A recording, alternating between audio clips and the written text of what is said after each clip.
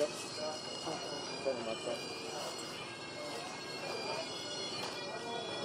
So good. Tommy Joe. Thank you.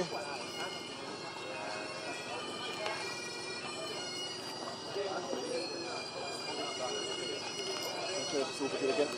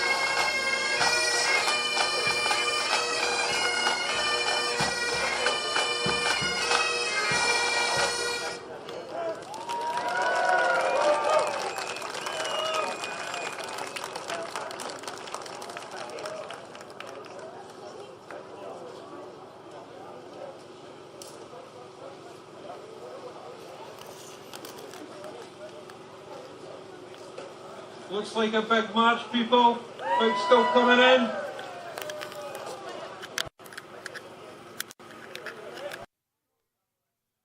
We'll wait until we get Mace folk into the body of the kirk before we start.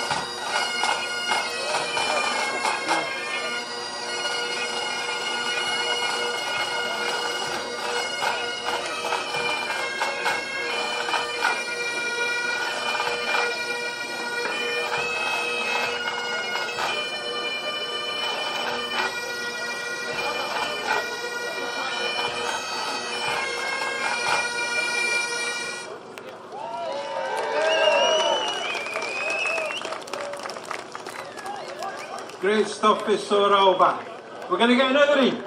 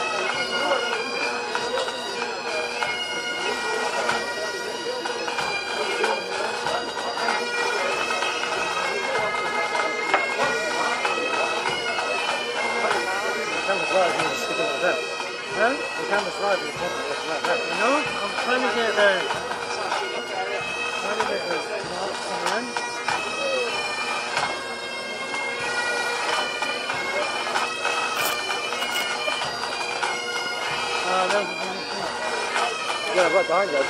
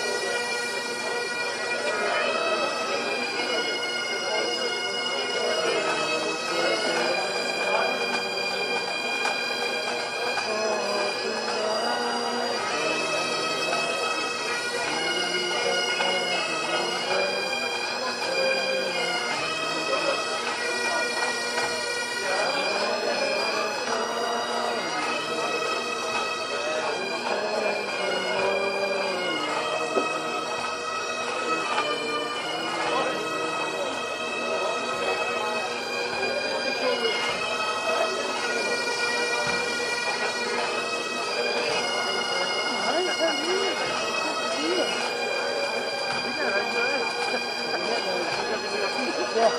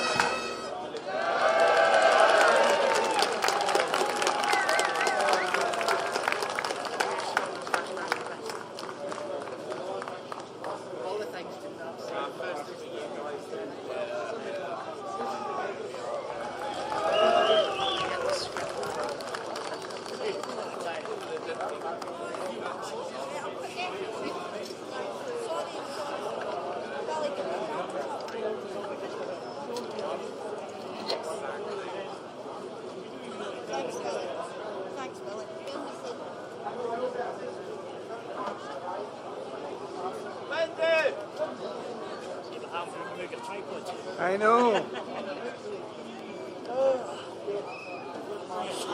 You giving up with yours? I went to the Rangers after 3 months. Yeah.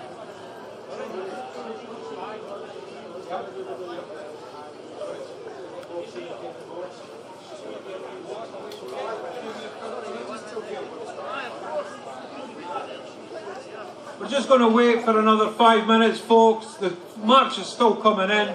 Conservative estimates are saying 15,000. Looks a lot bigger to me. It's certainly going to be the biggest independence march since the outbreak of COVID. Absolutely no doubt.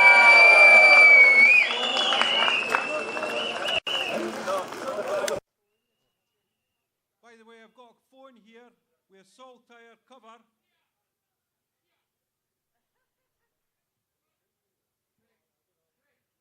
What if it's no his?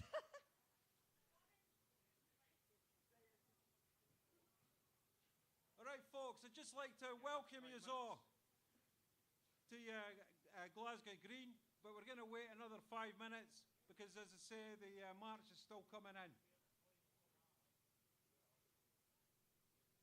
It's delayed for the best of reasons.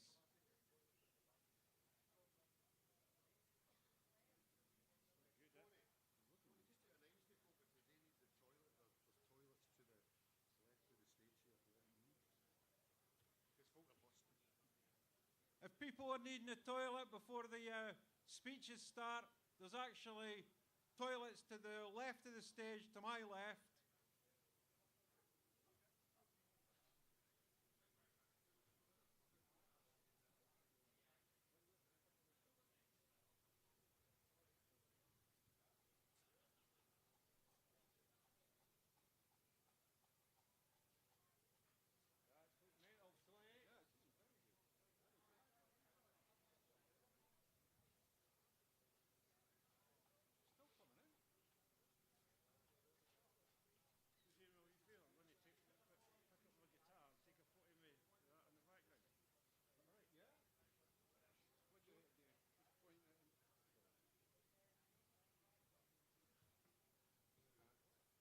Could Ian Grant please come to the stage? Ian Grant of SIF.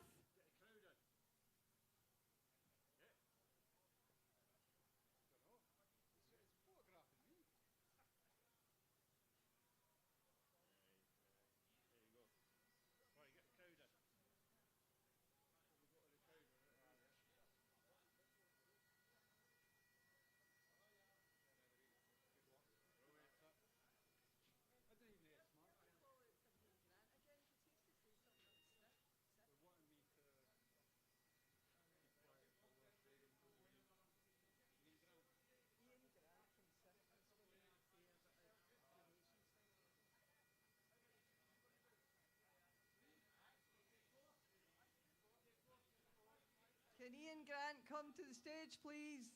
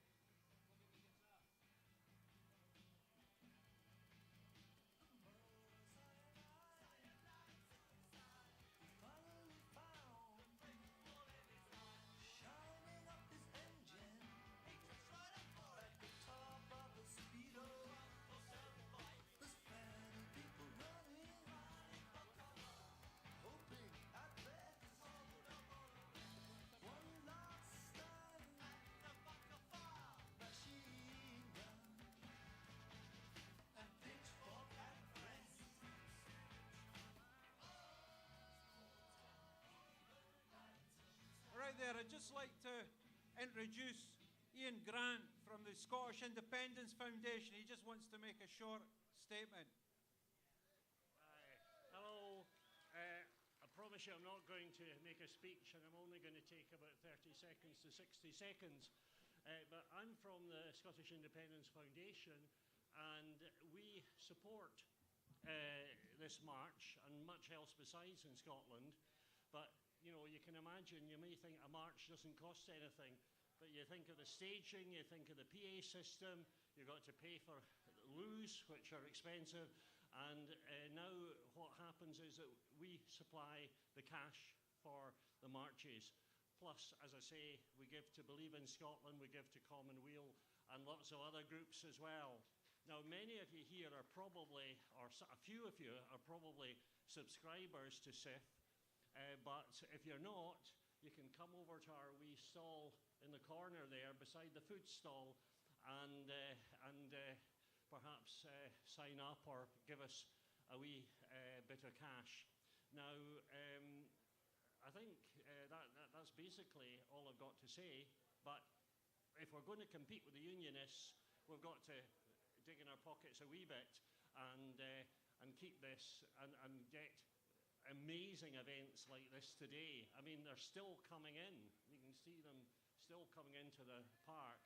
Anyway, thanks very much.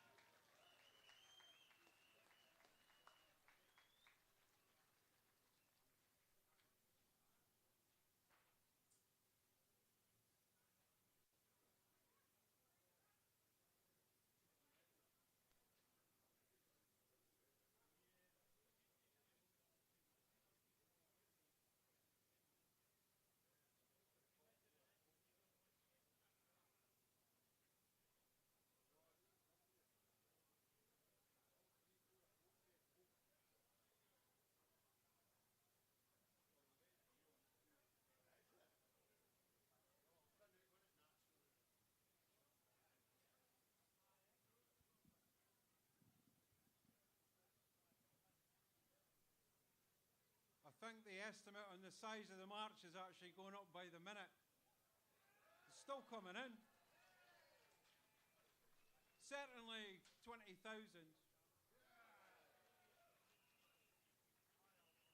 Does look like that to me.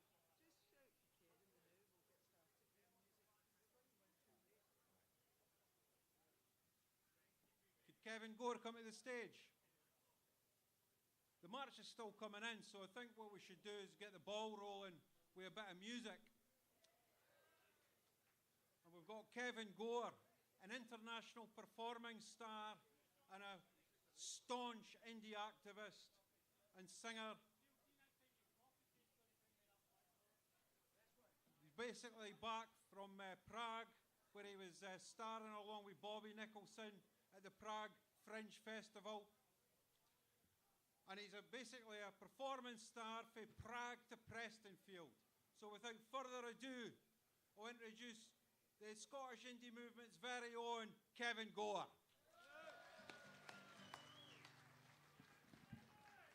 Thank you very much.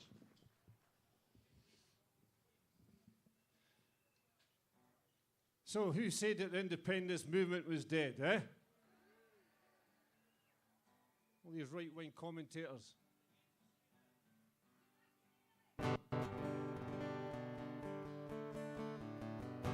Right, I'm going to do 3 or 4 songs for you.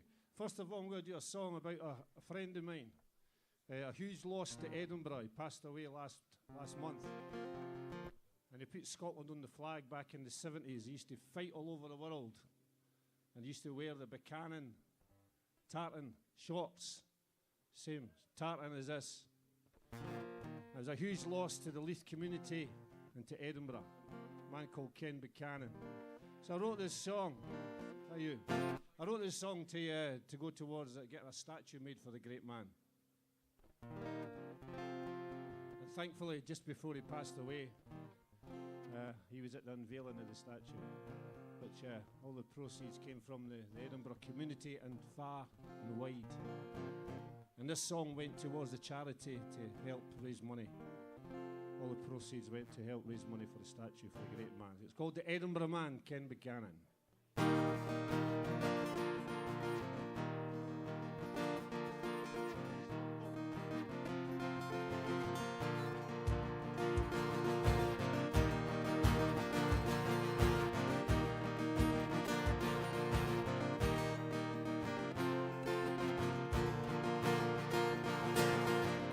At the junction, corner of the walk, spite a well-kent face, I had the pleasure to have talked.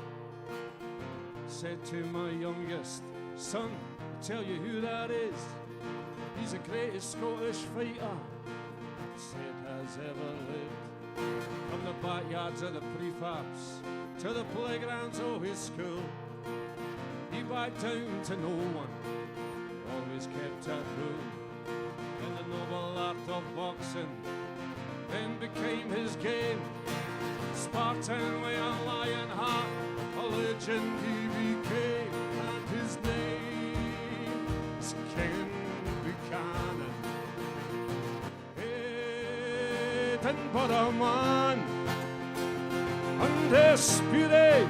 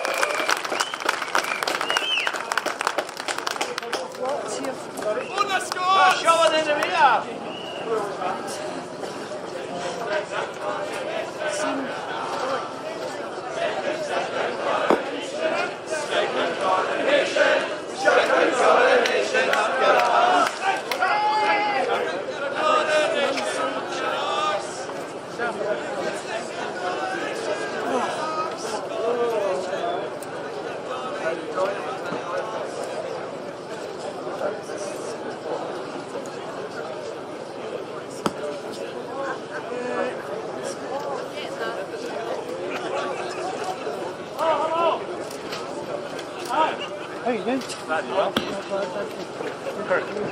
Yes, I remember, yes. Well, I'm kind of stuck talking a bit at the moment. I haven't got your Live live stream on your line, yeah.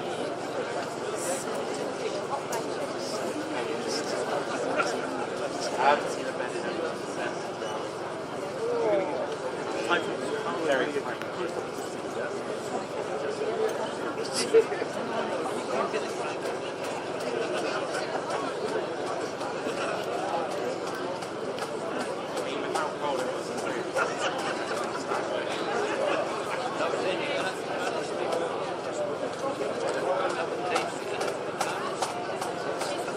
That was in Edinburgh. Was that in? Yeah. I only got in here about 6 a.m. What did it cost? Not that much, but I worked for a bus company.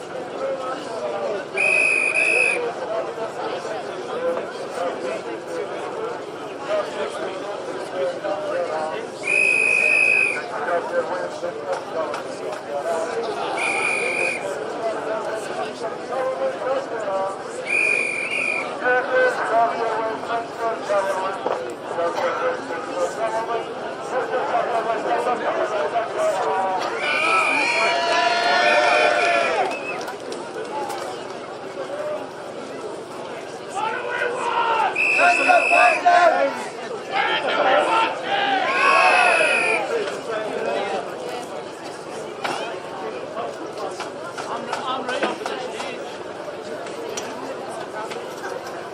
the march is still coming in, by the way.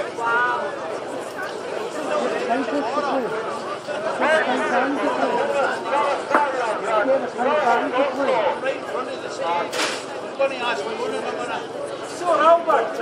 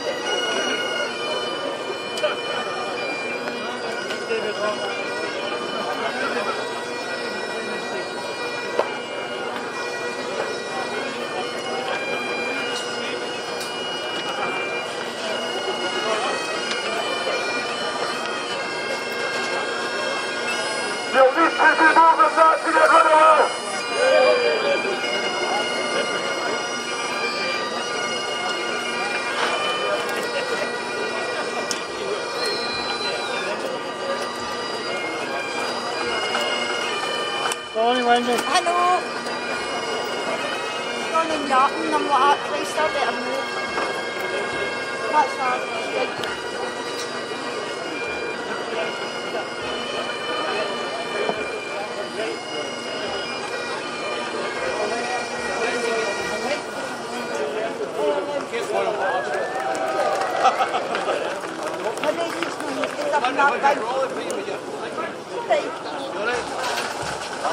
And they're still coming into the park.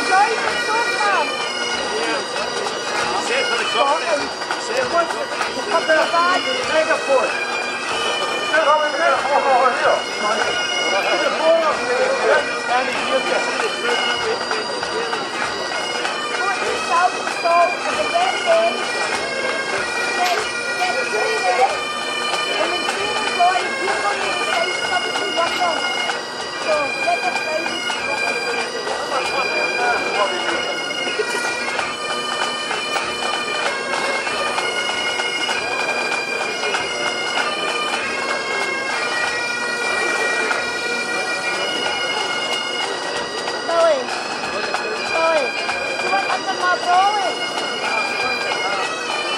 I want to come under. Your cameras.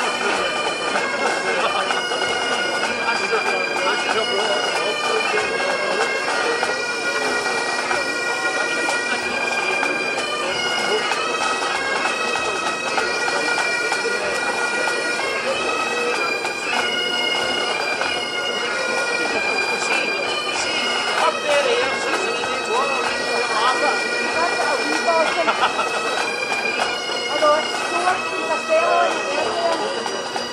As soon as I was in the road, I thought that. David Mike in there. Aye, I've seen them.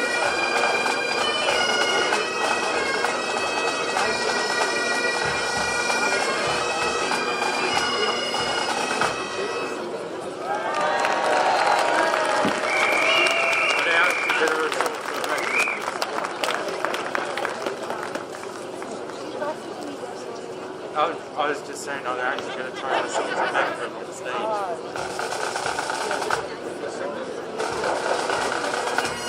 Right on your foot left.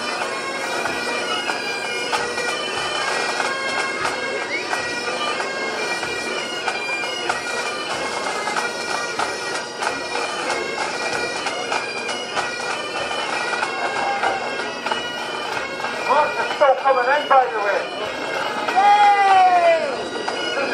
Again to us all.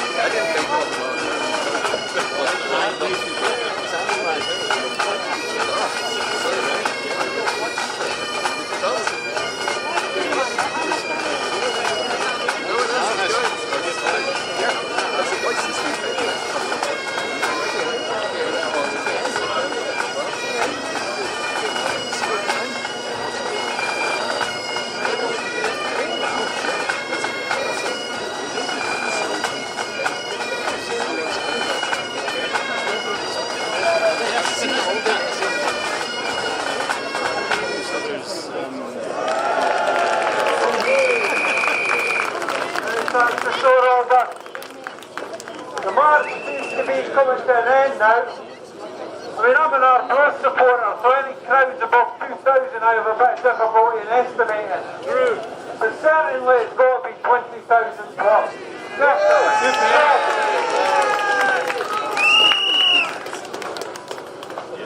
I'd just like to welcome everybody here. Can you hear me at the back?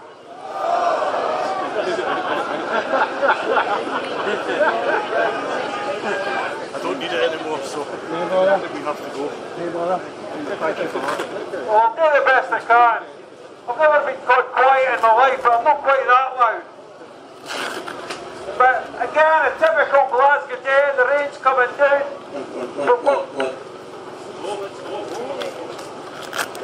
Oh, we still have some life. Yeah. if someone wants to talk, we've got some.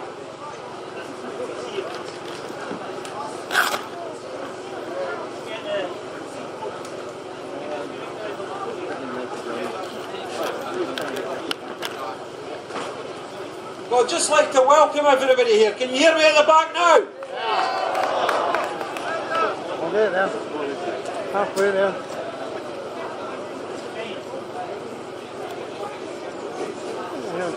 Can you hear me now? That's better, is it? Well, we're certainly looking at a march here around 20,000. The largest march since the outbreak of COVID and the independence movement. To every single person.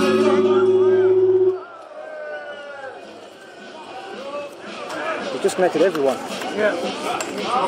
Thank you very much. Where's our cable?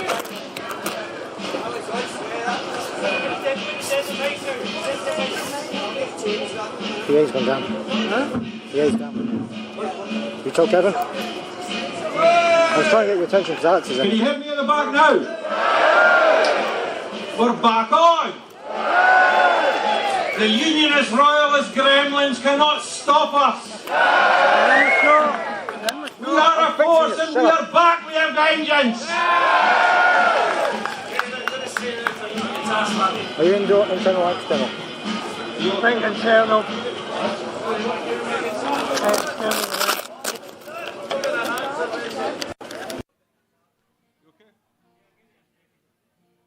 We just wait for Kevin to tune up here. Again, I'd just like to welcome everybody. It's a real privilege. My name's Tony Cox. I'm from the Red Republic of Dundee, the Red Yes City, the leading independent city. We're a working class that's fundamentally committed to independence. It was in 2014 and it is now. And it's always a pleasure to come through to Glasgow. And it's always a privilege to serve all under one banner in any capacity. All under one banner does what it says on the tin. It attempts to bring the different tribes of the independence movement together, to unify. That must be the fundamental message we take for this demonstration today. Unity. And the demand for independence. Not in the future, now. By any means necessary. Now, it's always a pleasure to come through to Glasgow. But, you know, knowing weather like this, I think the last time I spoke at a demonstration in Glasgow, it was very much like this. But the last time we actually had a demonstration all under one banner was through in Edinburgh. I think it was October at the end of last year. And think of the amount of water and blood that's been under the bridge since then. Scotland has fundamentally changed as a country in that time. We now see that the unionist forces, all that they can offer us is dust and ashes. Dust and ashes. That is all they can offer us. If we do not take independence in our own hands, there will be nothing worth saving in this country. They are turning us into a commodity colony. We have never been more of a colony of Westminster since the 17th century. Well, that's got to end, and it ends here. This demonstration of independent strength should be a clarion call to all independence activists throughout Scotland. The need for unity has never been greater. And we have AUOB representatives here today. We have SNP representatives here today. We have people from all walks of life here today. With one message: we need independence. Our people are crying out for it. Our communities are crying out for it.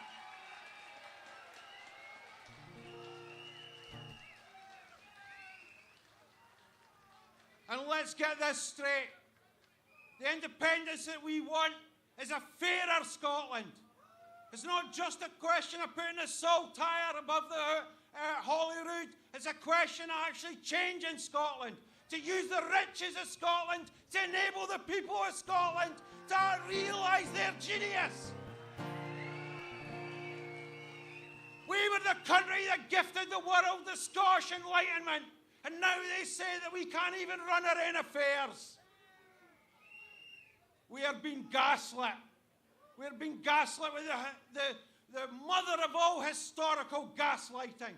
They're turning us into wee pear creators. Well, we're no wee pear creators. We're Jock Thompson's barons. And we should never forget that. I'll hand back over to Kevin.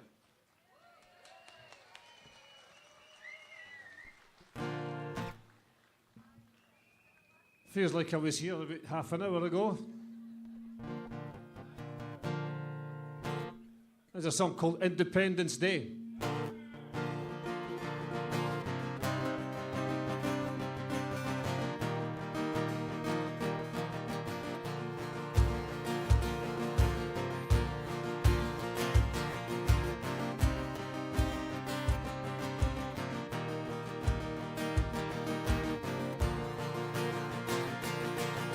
Marching on the green today with my yes badge on.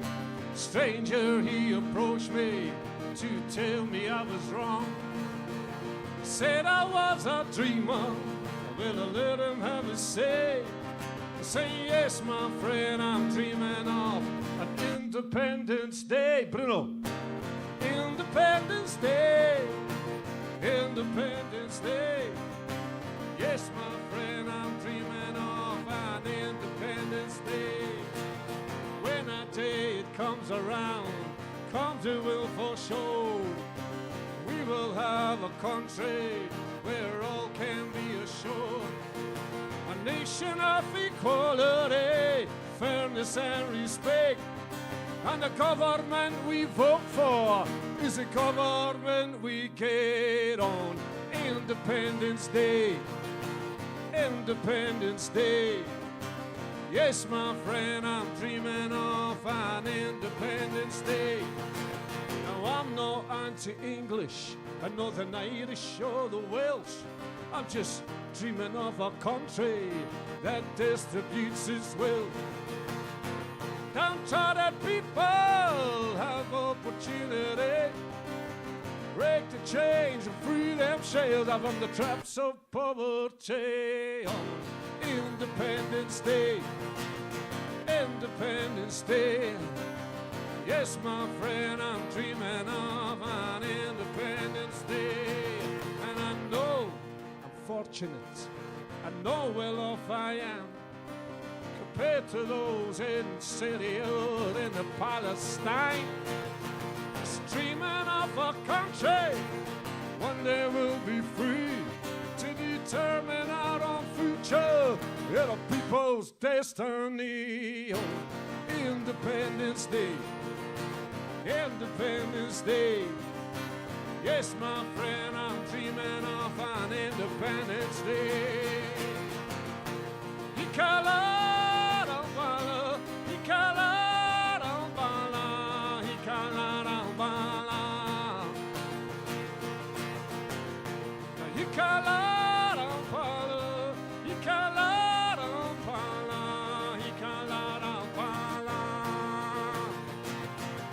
I was standing in Glasgow green today, still my yes badge on. Stranger, he approached me to tell me I was wrong. He said I was a dreamer, and I let him have his say. I say, yes, my friend, I'm dreaming of an Independence Day.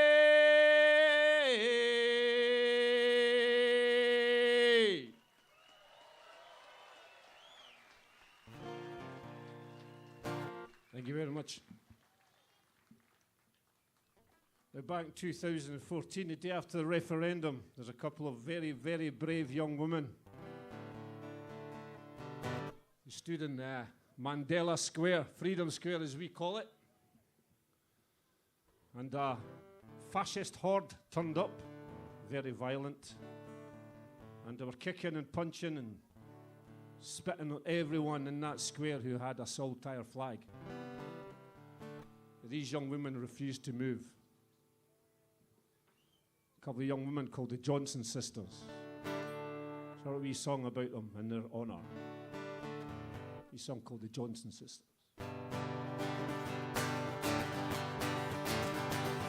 Well, the mob came down to Glasgow town.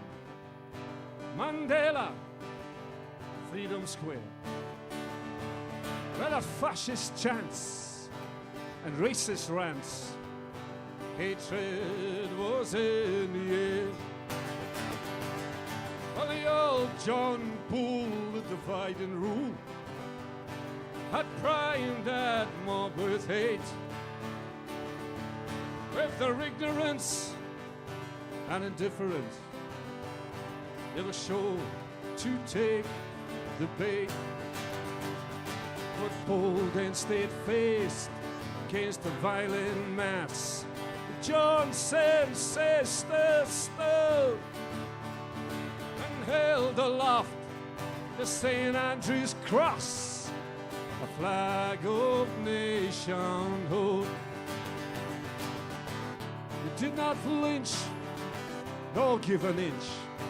To the mob they showed no fear, but stood their ground and they cried out loud, hey, the Saltire remains here. Well, the mob they attacked and they kicked and they punched and they spat on all those who disagreed or had campaigns through peaceful gain for the country to be free. The Britannia horde, their numbers soared and they soiled the Scottish air, but could not disband these sisters in arms or drive them from the square.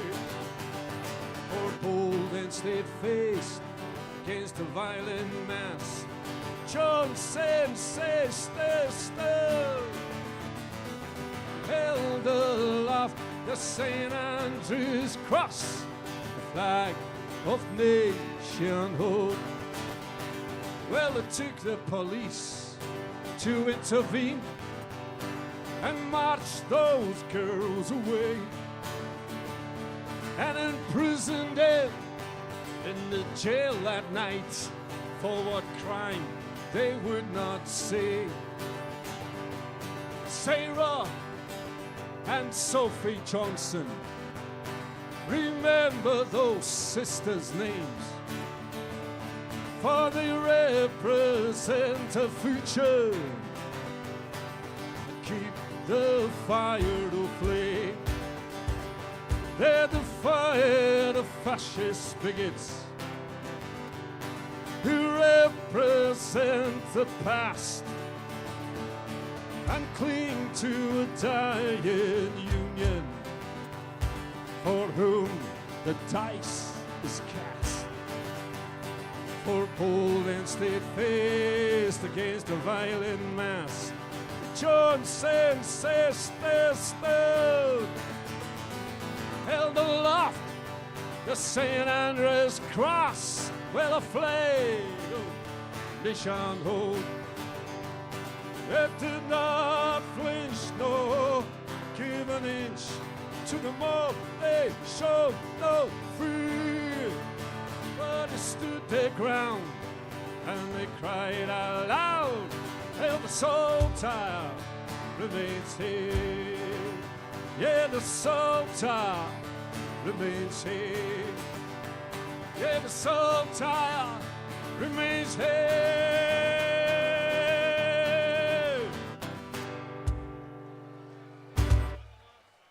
I'll do that one night.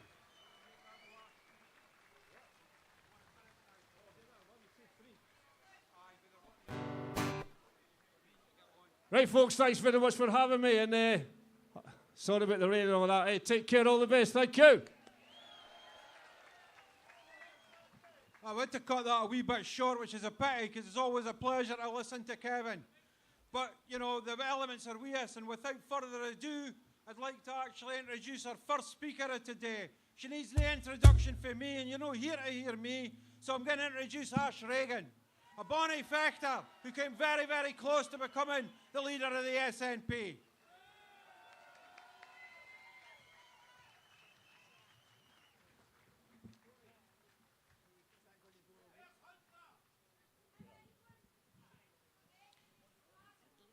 Ladies and gentlemen, fellow Scots, friends, family, I stand in front of you today not as a politician, but as a proud Scot who believes in the potential of our great nation.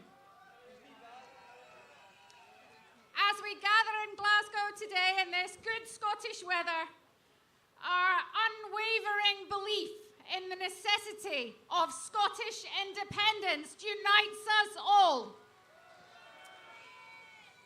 And I am humbled to be part of this historic moment. And I want to speak to you today about the path we must forge with determination, unity, and integrity. At this point, there are those who would divide our movement, who would allow petty differences and personal ambition to overshadow our collective goal. But as champions of independence, it's our responsibility to rise above these challenges and demonstrate our commitment to the people of Scotland who have placed their trust in us. Now is not the time for division, for distraction, and instead we must unite, unity and focus. The Scottish National Party, once a beacon of hope, is facing turmoil. And whilst we acknowledge the contributions of former leadership, we must learn from the mistakes made and address these issues with justice, compassion, and reconciliation. The time has come for a fresh start, grounded in integrity, unity, and an unwavering commitment to our cause and our people. I refuse to compromise on matters of principle or shy away for standing up what is right, no matter what the personal or the professional cost might be. And integrity is paramount, and we must uphold this virtue in ourselves and collectively as a movement. And an independent Scotland can only be built on a foundation of integrity. We all knew that the journey to independence would not be easy. But this is a journey we must embark on together. We must unite across the independence movement, both within the SNP and the other pro-independence parties, to achieve the Scotland that we need and we deserve. The time for reconciliation within our movement is now. We must come together, learn the mistakes from the past, embracing those who have warned of misdeeds by some in our movement. But equally important, forgiving those who have been deceived by lies and misguided longer than we may have been. Let us all remember, those who travel alone travel fastest, but in the company of friends, together, we travel furthest. As we forge ahead, let us remember the importance of integrity, sincerity, and cooperation in our leadership and in our movement. And through that mutual respect, that understanding, and that trust, we can build a brighter future for Scotland, united in the pursuit of independence.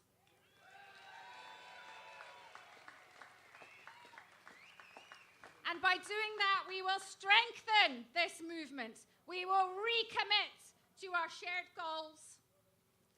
And we will create a free and an independent Scotland where all our minds, our hearts, and our hands are united in creating that thriving nation.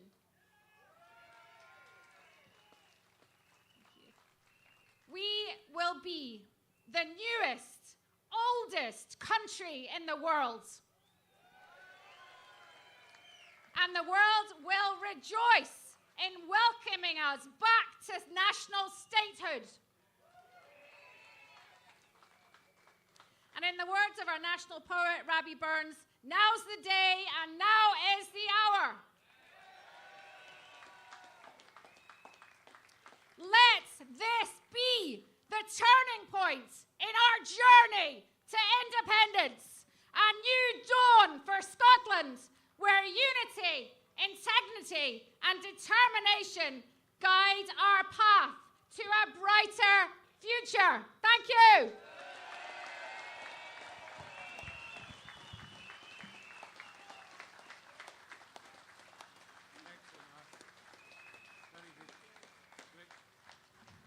What an opener.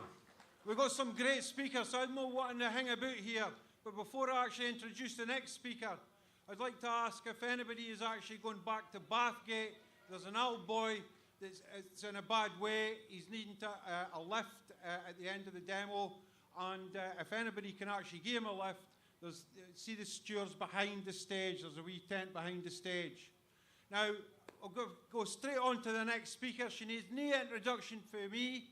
I'm sure she wouldn't mind me calling her a veteran of the independence movement, the inestimable and the formidable Leslie Riddick. Well, thank you. Hello, yesers. Are you totally drookit?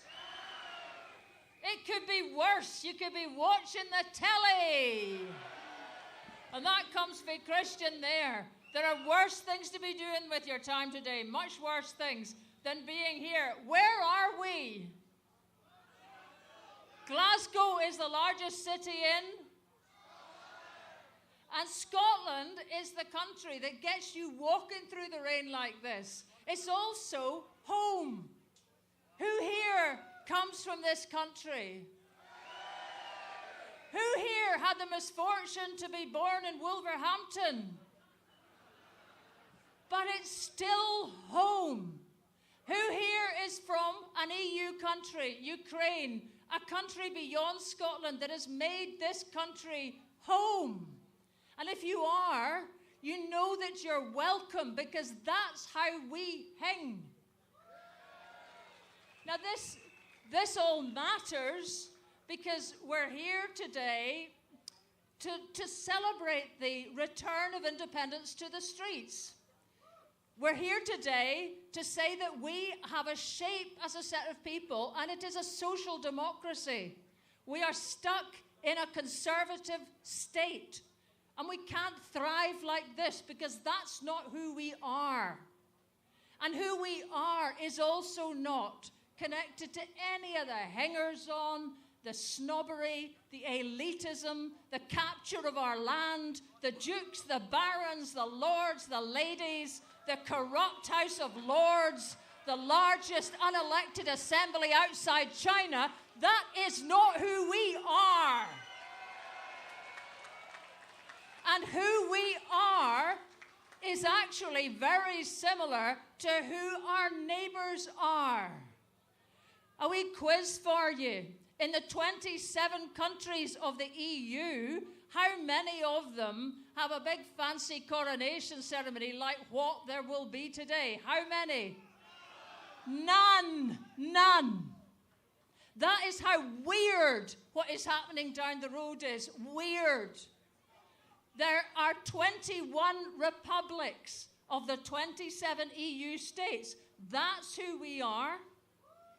Amongst the 6 who have got monarchs, they don't have these ceremonies. The majority of them get the monarch to come to their parliament, you know, elected democratically, that old one, right?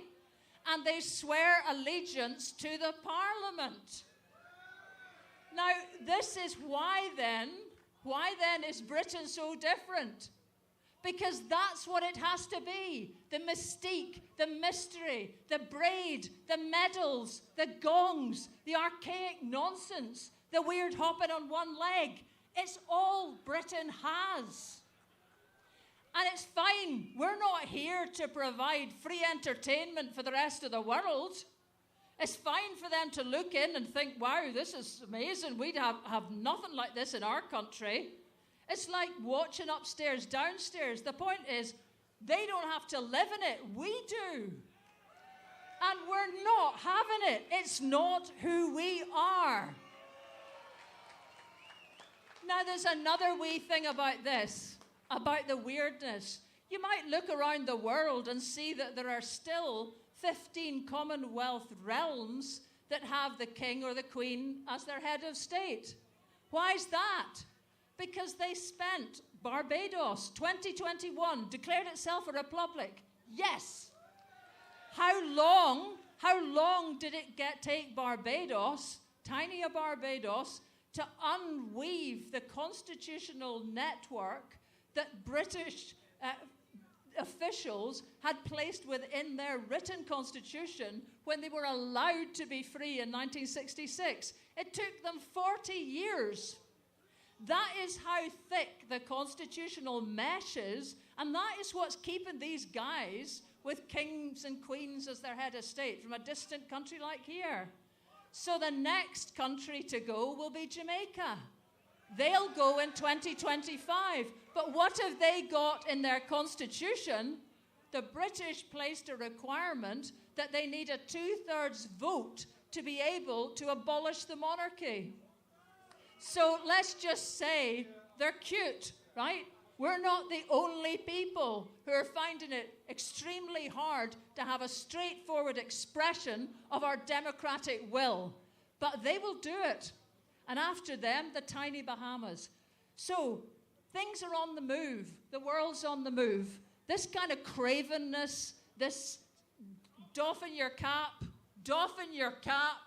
this crawling, all this stuff is part of a world that is gone. Britain will never catch up because it cannot let go of that imperial past. It's all it can see. We can see everything else. We can see all the possibilities for ourselves. We can see the possibility that we will be an independent country alongside a reunited Ireland, alongside an independent Wales, and alongside an independent England. And not only will we be in that fabulous situation, an independent country in a new revamped Council of the Isles, we will also be in the Nordic Council because that's who we are as well. We are a North Atlantic social democratic state in the making, in the waiting. And we've waited long enough. So that's what this is all about. And the bard was quoted earlier. There's a different verse that comes to me from A Man's a Man, which is looking at, you see yon birkie called a lord, wha struts and stares and all that. Though hundreds worship at his word, he's but a coof for all that. For all that and all that, his ribbon star and all that. The folk o' independent mind, they look and laugh at all that. Thank you. Excellent. There's nowhere I'd rather be the day, even we are this rain. Apparently there's something happening down in London, some wee event. Doesn't really, apply to us really. I'd just like to reiterate the request for somebody to actually give this old boy behind the stage a lift back to Bathgate. Stewards have asked me to do that. Now our next speaker, again, requires no introduction for me. I remember at the height of the attacks on him, he stood up and he says, "You've no seen the last of the bonnets in me. And you see that Alex Salmond is back and he's back with a bang.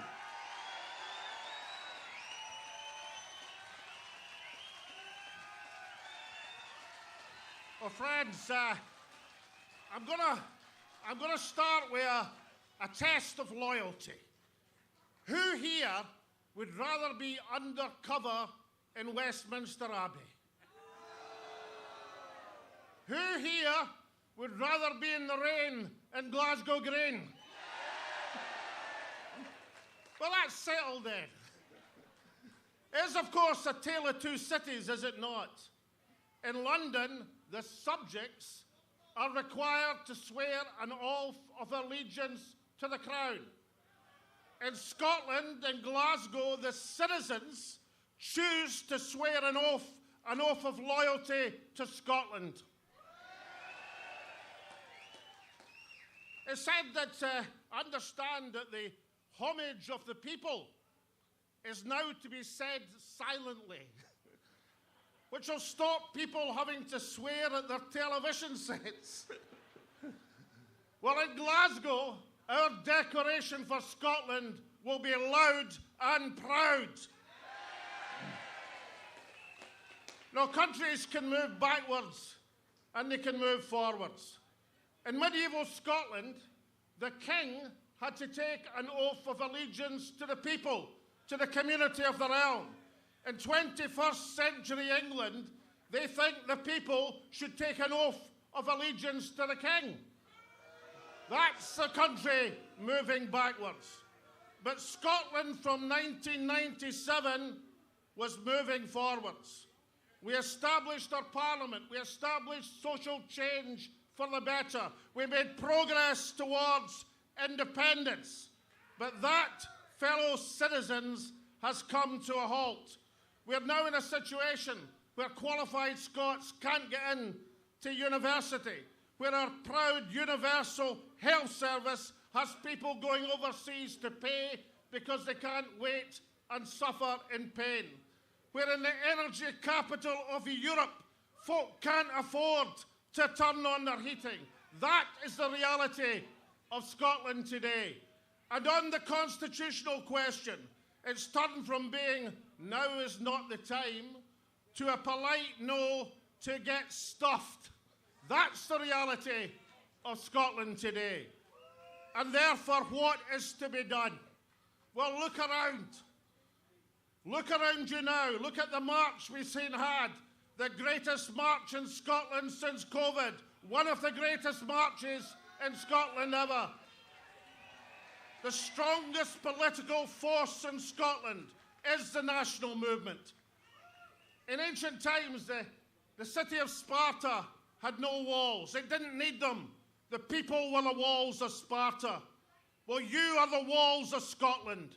You are Scotland's defenders. You are Scotland's protectors, and you will ensure progress for our country. So the national movement, the most powerful movement in Scotland, has to declare itself independent from any political party.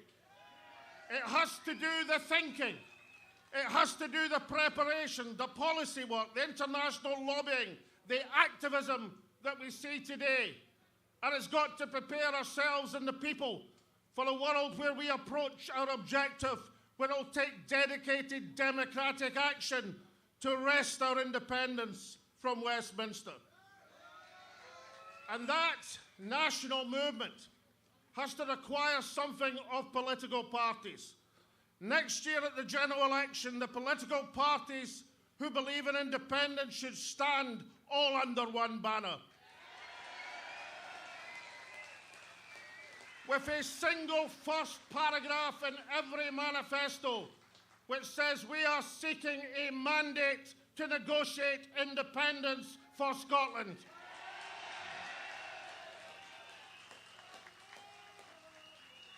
And secondly, we have to make sure that our voice today from this, the most powerful movement in Scotland, is heard loud and clear, that we want our independence and we want it now. So what do we want?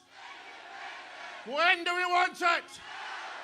I think other people in Glasgow are going to have to hear it. So what do we want? When do we want it? One more time for the benefit of those in Westminster Abbey. What do we want?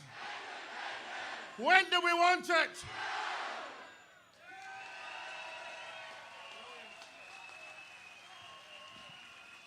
Brilliant. He's been away for too long. Bra to see him back.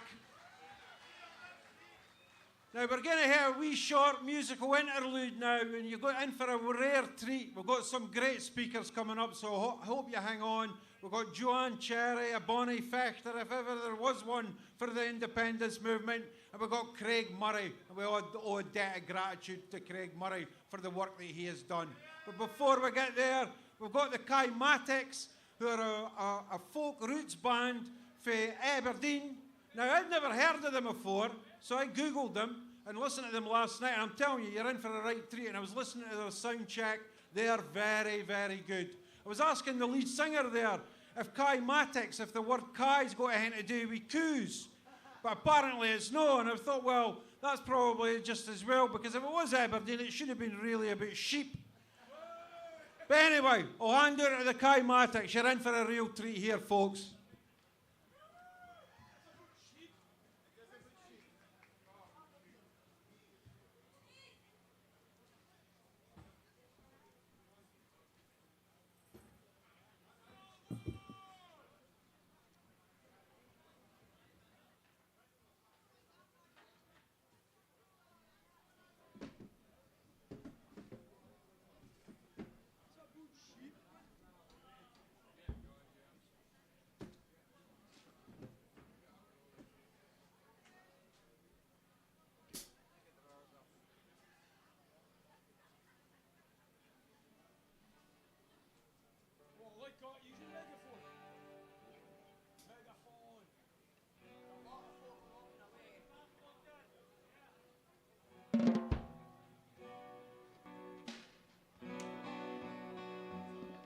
One, two, 1, 2.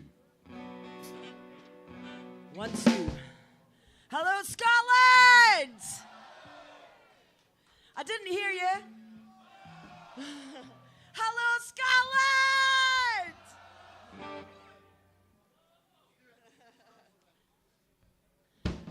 This tune's called Jock's Lament. Get your marching feet on!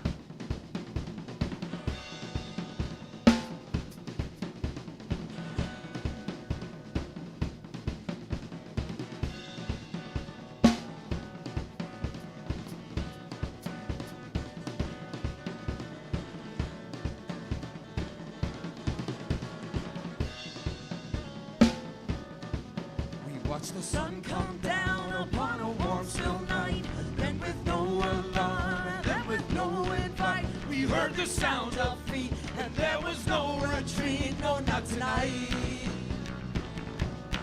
She pushed her hair aside, and with a shifting glance, she caught her father's eye, and knew that this last dance would cost the lives and lands of those who made a stand and took a chance. Stand, but all would fight for love and land bestowed by a right. I watched the walls burn down inside my mother's eyes. I heard a wild wolf howl and dropped my mother's cry. With the rage in mind, the strength I had to find lifted my head. There will be no more blood, there will be no more tears. Enough of both will spill over 100 years. The land will spoil no more. There will be no more pain and no more death. Few would stand, but all would fight. Love and land bestowed by right. We won't ask again. We won't ask again for what is mine. I put my first foot forward, stood my ground upon this borderline.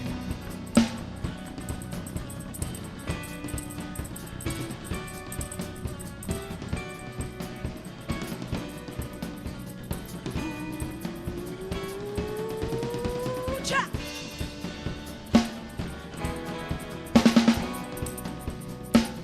2, 3, 4.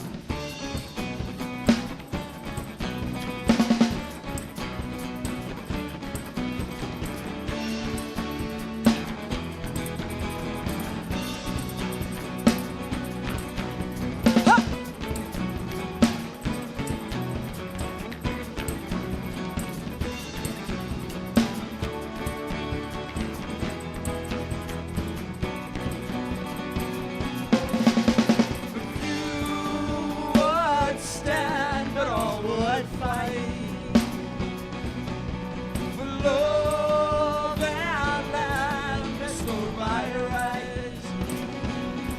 Said I won't ask again. I won't ask again for what is mine. Yeah. I put my first foot forward, stood my ground upon this borderline. Fiore Cupra. Fiore Cupra, Fiore Cunè. Fiore Cupra, Fiore Cupra, Fiore Cunè. Fiore Cupra, Fiore Cupra, Fiore Cunè. I put my first foot forward, stood my ground upon this borderline.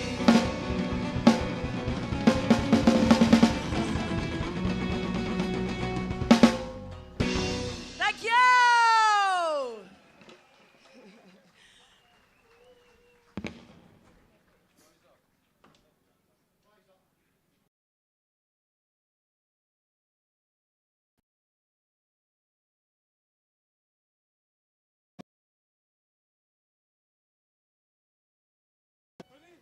It's exactly what we've done today.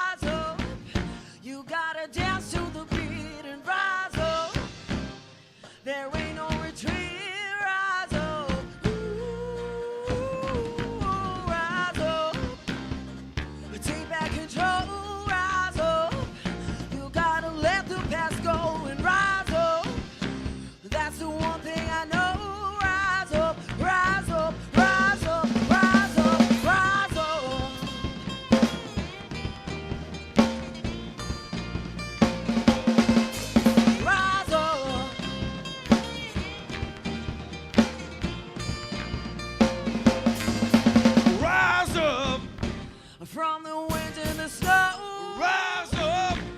You gotta take on the cold, rise up. And get some heat in your bones, rise up. Ooh, rise up. From the ash in the bone, rise up. You gotta take on the cold, rise up. Get some heat in your bones, rise up, rise up, rise up, rise up. Rise up, get your flags in the air, Scotland!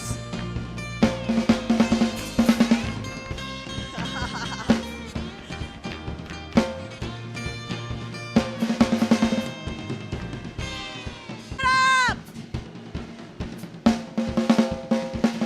AJ on the bass!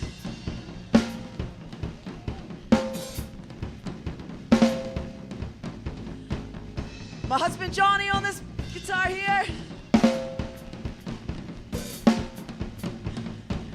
Wayne on the other guitar here, give it up! And I'm Gemma. Amazing to see everyone out today. It's so great. See all those flags flying high. You ready? 2, 3, 4.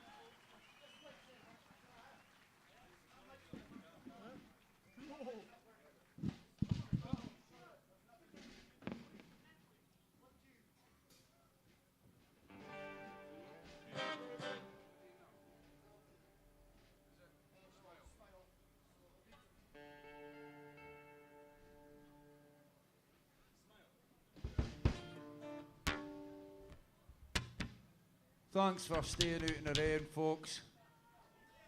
Good Scottish weather. I got nowhere else to go.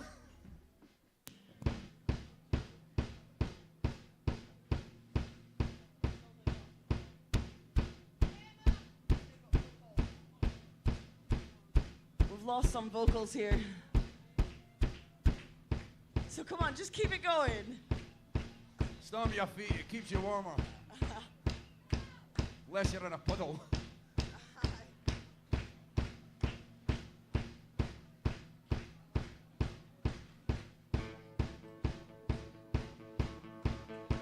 Come on, everyone, get marching.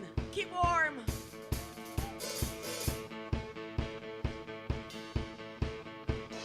That's amazing.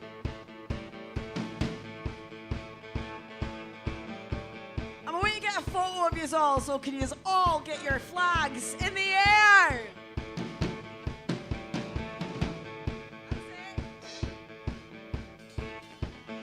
Oh, yes! Everyone get your flags in the air!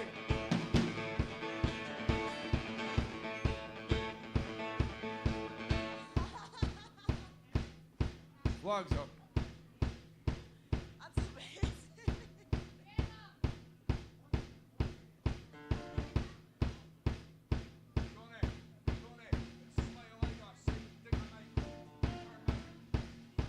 One, two. Holy shit. Hey! 1, 2.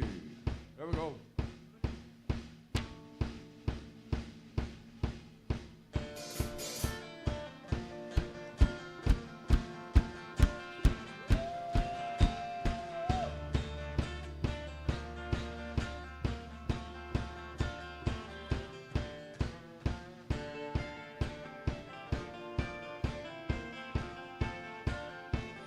Get those flags up!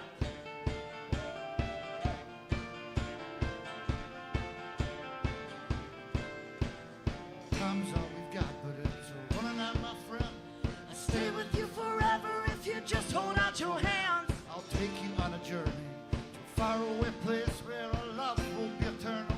Like that smile upon your face. Ah, ooh. That smile upon your face. Ah, ooh. That smile upon your face. Smile upon your face.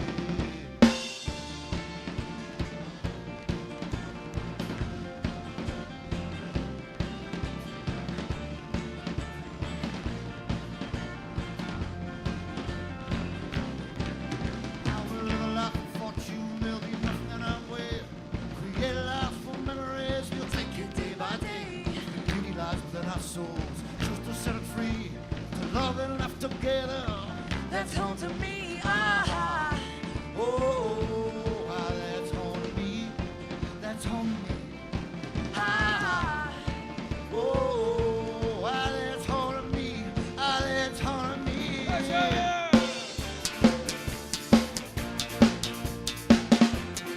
Come on, everyone!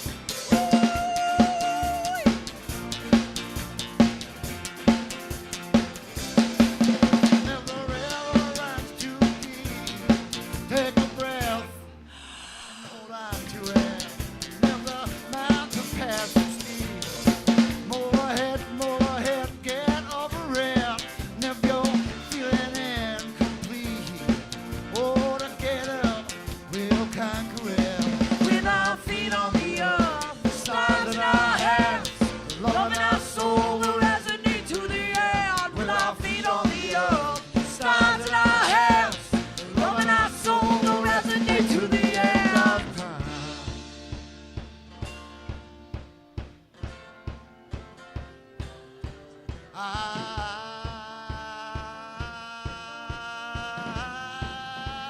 Come on, everyone!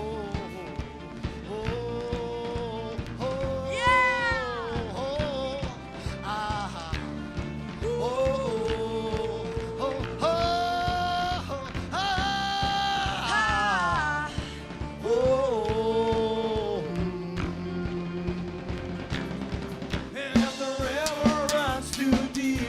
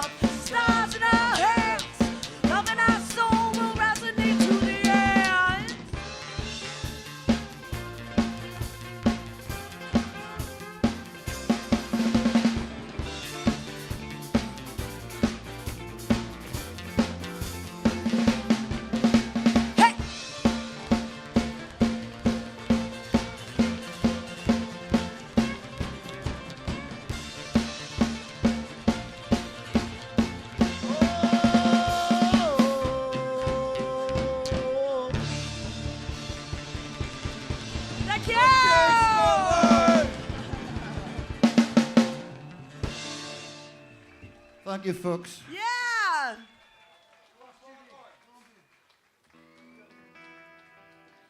This next song we need your help with. We're sure you'll all know the words. But also, before we finish up, we're just gonna do a little jig, okay? We're gonna see if we can get the biggest jig going in Scotland. So halfway through this song, we're gonna link arms and we're gonna spin each other around as fast as we can, okay? And I'm coming down over that fence there. I'm joining you, okay? So you better be ready for me.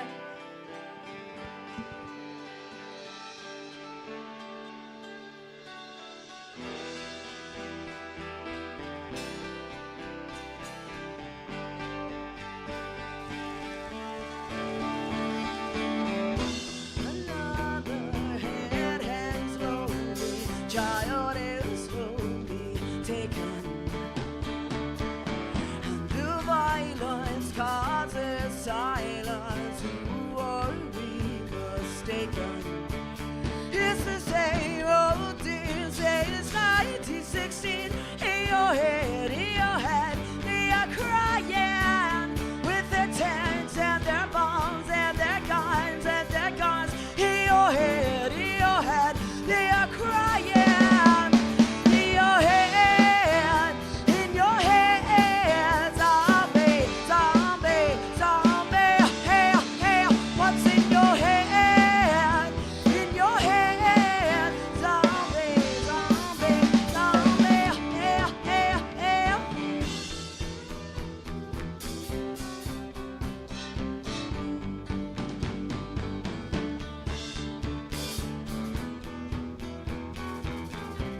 Some good dancers up the front.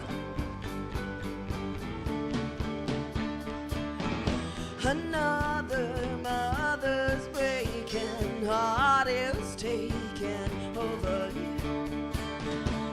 When the violence causes silence, we must be mistaken.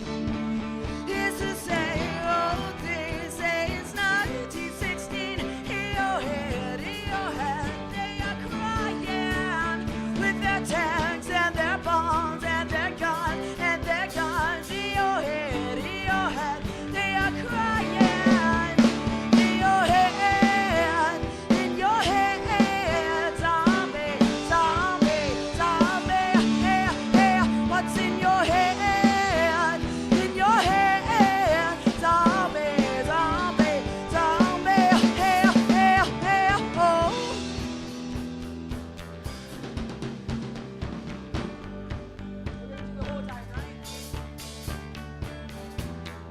Are you ready for a Scottish style hold down? You're gonna link arms with the people. You're gonna link arms with the people that's closest to you and spin them round as fast as you can. I'm coming down. Let's do it! 1, 2, 3, 4.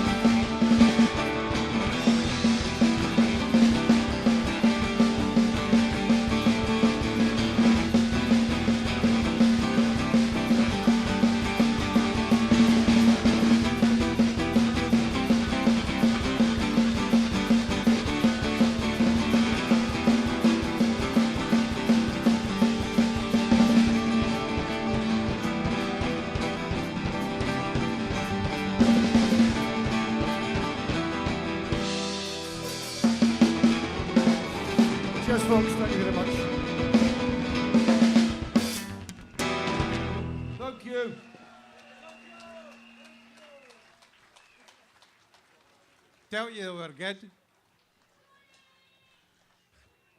We're just gonna. That was superb, was it no? Tell you they were good. You might know hen today with sheep or coos, but there you go. Now, the next speaker, we're going to go straight on her. It's a pleasure and a privilege to introduce Anne Mullen. She's a practicing GP in Govan, one of the most deprived areas in Scotland. And she's also a founding member of Deep End, which is a group of GPs who are committed to actually campaigning within deprived communities for better healthcare outcomes. Her whole big thing is the idea of the well-being state. And we're going to hear off all about this well-being state for Anne Mullins. So I'd like to put your hands together for Anne Mullins.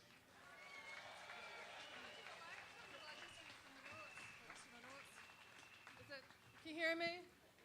Just a quick amendment. I'm actually an out-of-hours sessional GP. I semi-retired from a practice. I'm that old. Anyway, great to be here. Thank you for letting me speak about Scotland's NHS and its future in an independent Scotland. I'm a doctor. I've worked in the NHS for 35 years, training initially in hospitals, but spending most of my career in general practice. And today I'm speaking on behalf of NHS for Yes, and you can find us on Facebook. Please join us. The NHS, just to remind us all, stands for universal, equitable, sorry, it's a bit of a mouthful, comprehensive, high-quality healthcare, free at the point of delivery, and its values are relevant today as they were in its inception over 70 years ago. So now let's consider the NHS in Scotland under the current arrangement within the UK. The outsourcing of NHS to private companies has accelerated over the last 10 years with two core pieces of legislation introduced in England, the Health and Social Care Bill 2012 and the Health and Care Act 2022, which means that the NHS will be a mere shell of its former self. Scotland will not be able to escape that no matter how much we stick our heads in the sand. And its main function will be to dole out contracts to favoured partners. Professor Alison Pollock has written extensively on this subject and asserts that the NHS will be reduced to a public funding stream and a logo. And you could all ask yourself, so what? Doesn't a private component give better outcomes? And isn't the NHS unaffordable anyway? And the answer, of course, to both of these questions is a resounding no. Evidence published in the leading medical journal, The Lancet, suggests that private sector outsourcing corresponds with significantly increased rates of treatable mortality. Thank you. It also impacts on the clinician-patient relationship, which is crucial to continuity of care, and also the goodwill within the health service, but rarely factored into the value of the health service. Every Doctor UK campaign group advocates that shareholders shouldn't be part of our public healthcare conversations, and private companies should not be skimming a profit from the NHS. Outsourcing also fragments the service across the country, creating a postcode lottery where patients receive differing levels of care and access to treatment and services based on their location. This is an expression of the inverse care law coined by Julian Tudor-Hart, a GP in Wales, where people who need health care are least likely to receive it. Retaining staff now is a major problem across the UK. There's over 1,400 UK-trained doctors left to practice overseas. 64% of those were British nationals going to Australia and New Zealand. And 1 in 8 NHS staff have been in their current role for less than a year. There are now 130,000 vacancies across the UK, and this means that more work is carried out by agency staff or less experienced team members, and it's costly and less effective than providing adequate staffing levels and working conditions for the staff in the NHS. And money really does matter. Inflation has taken the average UK worker's real wages 2.5% below the 2009 level, and I'm sure everybody knows about that. But earnings are down 13% for nurses and 24% for junior doctors. And there's a great thread on Twitter by John Byrne-Murdoch, who's a Financial Times journalist, and it's definitely worth a read. So devolved powers in Scotland can't protect the NHS if the government ideology is to dismantle the NHS and move towards an insurance-based model like the US, where over 2/3 of personal bankruptcies are due to failure to pay their medical bills. And despite the enormous costs of the healthcare system in America, Americans have a life expectancy 3 years less than that of their counterparts in the UK. So the UK government political choice is reinforcing its agenda to collapse the NHS and push people who can pay to opt for treatment in the private sector. And it's a far cry from the promises of 350 million of new funding in the NHS each week if we left the EU. Instead, the government has slashed GDP spend on the NHS, which is now under enormous stress, and is expecting the NHS to find increased savings of 4.75 billion with no plan to achieve it. And this is all relevant to Scotland and our NHS because of the Barnett consequentials of impact on NHS funding. And Scotland already spends over 40% of its budget on healthcare. And it also puts the budget for the disastrous test and trace scheme, 37 billion, which according to the Public Accounts Committee achieved none of its aims and failed to make a measurable difference to the progress of the pandemic. And you can remember all the headlines about that missing money. And it also reflects very badly on the UK government's standards and its commitment to funding public services like the NHS, because fraud and corruption have for many years diverted billions of pounds a year from public finances to criminals. And that concluding comment was from a recent National Audit Office report.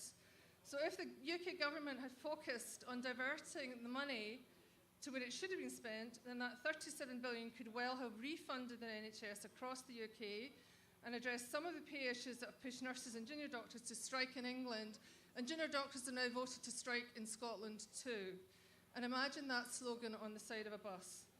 So you really can't pick and mix the ideological commitment to the NHS. You're either all in or you're not. And you can't expect a devolved healthcare system like Scotland's to fully contribute to a wellbeing economy without devolving all other responsibilities and powers that impact on the social determinants of health. And in short, this means an autonomous and independent Scotland.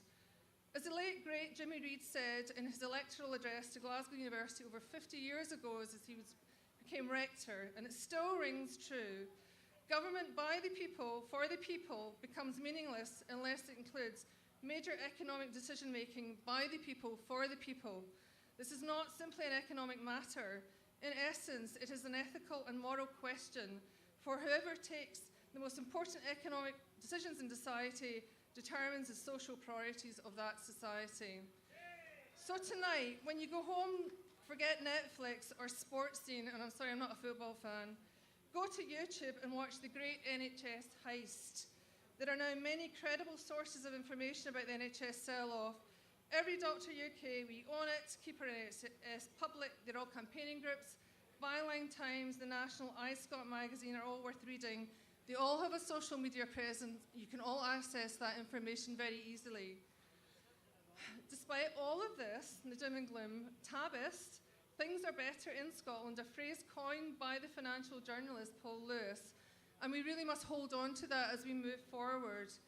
He lists several benefits that are higher paid or only available in Scotland, including best start payments in pregnancy and for preschool children, and free prescription charges. In England, most people under 60 pay £9.35 an item. These all benefit our good health. These are some of the examples of the positive political choices that the Scottish Government has made, even with limited powers. But with limited powers, we have limited choices, limited opportunity, and limited aspiration. Looking forward, one of our priorities for independent Scotland is a written constitution to rebuild the NHS and public health, as well as aligning social care with the NHS as a nationalised service. And we should be confident that we can economically achieve this.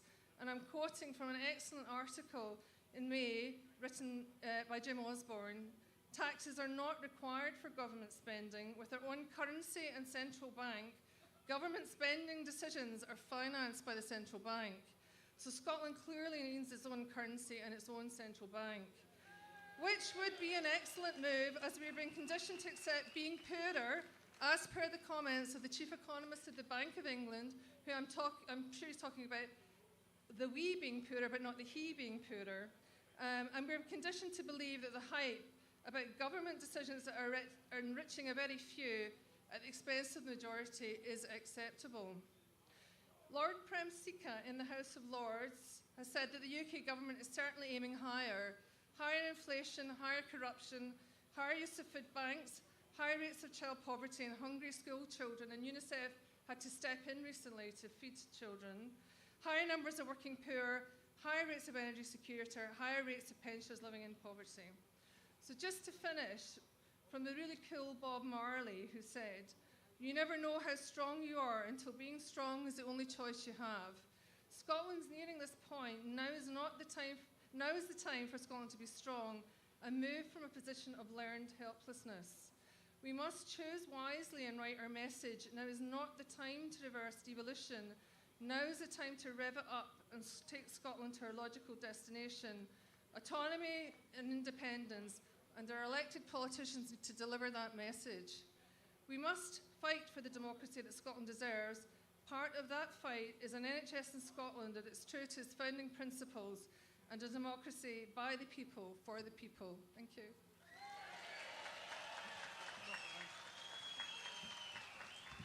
Great wee speech that.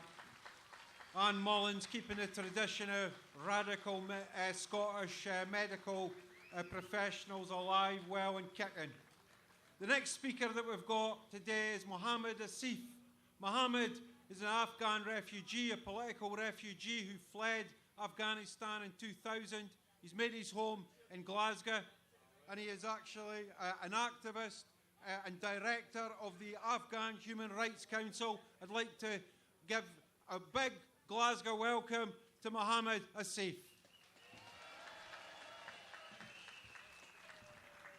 Thank you, brothers and sisters. I'm a bit loud. Thank you for coming today. Me coming here as a refugee 23 years ago, it was just like yesterday. A young man, but still very young, and have melted into the Scottish community, a proud Scots now. When I say independence, you ask me that we fought for our country in Afghanistan for many, many years. I know how it feels when you have a country. I know how it feels when you have your own identity. And I know how it feels when you call a country home. And that home was taken from us in Afghanistan, you know, in many, many different wars. But now here in Scotland, we together, I think the biggest weakness right now is the division among us.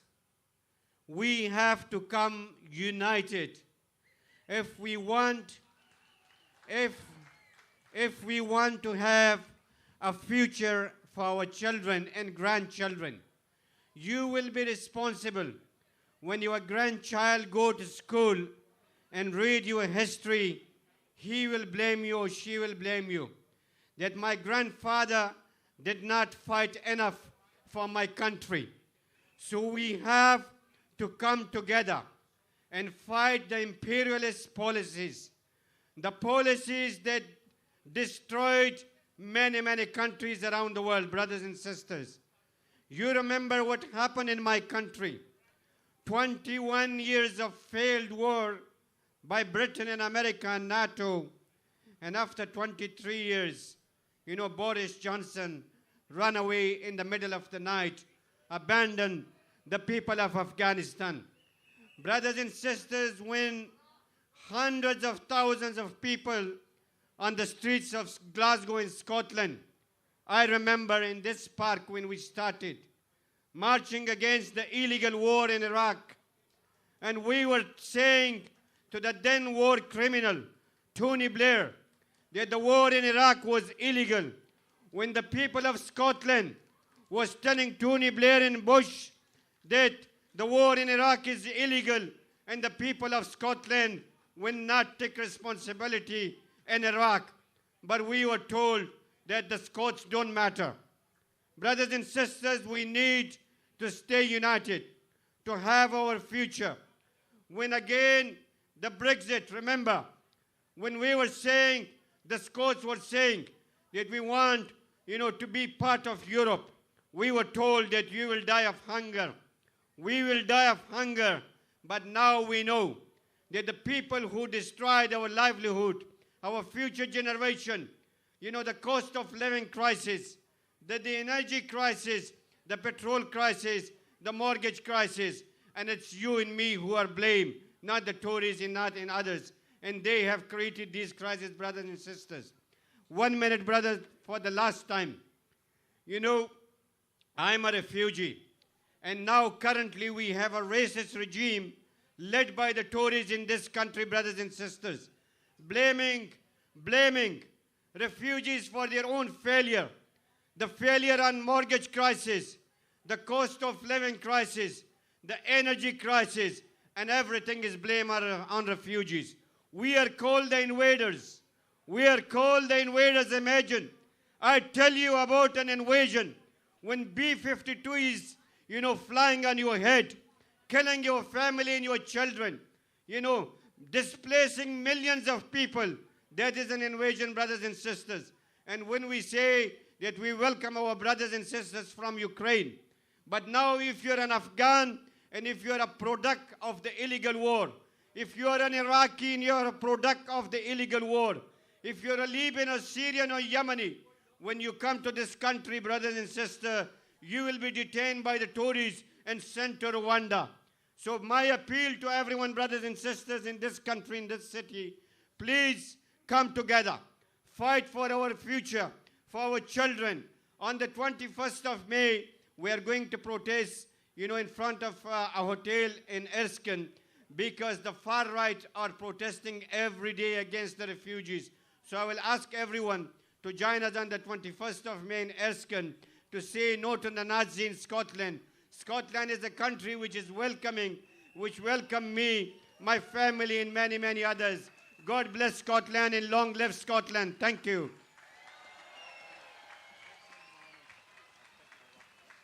Excellent speech there from Mohammed. When we've got new Scots like that joining our ranks, how can we possibly fail? Before the next speaker, I've just asked by Mike Fennick just to read out this the declaration of a sovereign Scot. For those who wish to add their signature, make their own individual declaration and have it recorded as part of an independent Scotland's history. Mike Fennick is here somewhere with a supply of forms. He's actually over at the tents. The next speaker that we've actually got on here today is Jim Cassidy. Jim Cassidy is an ex-serviceman. He was involved with Airdrie for Independence, and he's also involved with Scottish trade unionists for Scottish independence. But give again a big Glasgow welcome to Jim Cassidy.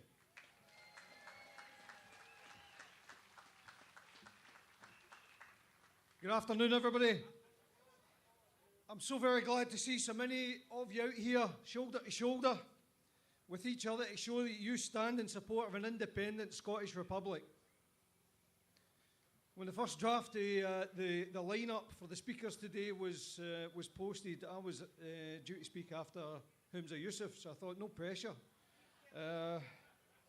So I'm sorry to see that our current First Minister hasn't fit to stand with us today. And I believe that on this issue, the professional political class, which stands at the head of the independence movement in Scotland, is significantly out of step with us, the people.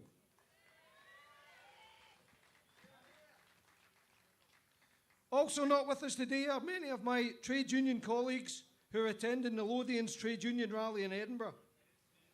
They're marching to celebrate the work done by the trade unions across the world and who have worked to give us many of the terms and conditions that we now enjoy today. Shorter working weeks, days off, paid leave, sick pay and pensions were not gifts bestowed on us by the great and the good. These are rights which had to be dragged from wealthy businessmen and women who got immeasurably rich by harnessing the efforts and the energy of people like you and people like me, the working class. But those rights are under attack. Day after day, the Tories plot and plan to take away your rights. They want a minimum wage, 0-hour workforce. They want to make it easy to get rid of you without any comeback. They want a workforce who are afraid to answer them back. They want a workforce who are afraid to get sick. And they want a workforce stripped of their right to strike. And they are winning. The minimum service levels bill may have been pushed back by the House of Lords in England, but ultimately the Tory government can and will bring it back, and it will be enacted, removing the right to strike from hundreds of thousands of people across the country. And if you cannot strike, then what are you? You're a slave, that's what you are. So what can you do? Well, for starters, join a union. Gain the protection that your trade union provides and help to organise and ensure that you and your fellow workers get the pay, terms and conditions that you deserve, not what your bosses think that they can get away with giving you. And when you do join your union, get active. By linking arms with the Tories in 2014, some trade unions caused immeasurable damage to the trade union movement. So be the voice of the independence movement in your union and never let that happen again. Otherwise, the parcel of rogues in the Labour Party will speak on your behalf, and they won't be speaking in your interest. In the short term, the election of a Labour government in Westminster might provide some respite from this by reversing some legislation, but be under no illusions. The Tories will be back, and they can reverse anything that the Labour Party does. Of course, we wouldn't be in this mess if the British Nationalist Labour Party in Scotland hadn't blocked the devolution of employment legislation under the Smith Commission in 2014. But that's the small print of better together that they would rather you forget. If you take one thing away from today, it's remember this: don't fall for Labour's false promises.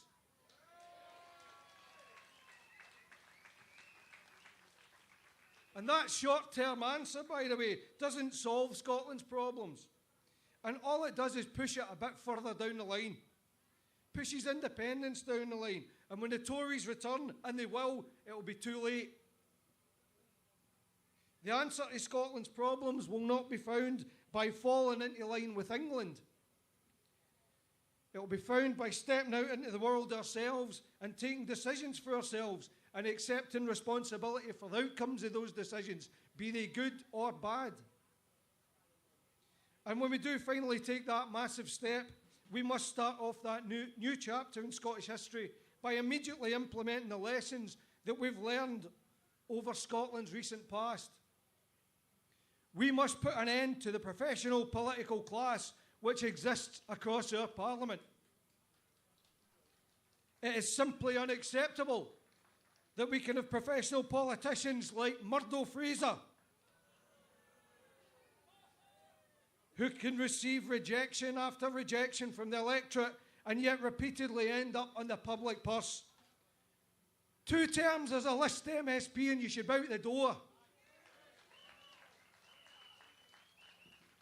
Likewise, we must end the use of the list as a safety net for failed politicians who the public vote out of office, such as Elaine Smith of Labour, who after being voted out in Coatbridge, jumped onto the list and sat as a list MSP until she retired, taking her pension with her. That has to stop. Our politicians need a reminder that we, the people of Scotland, are sovereign, not them.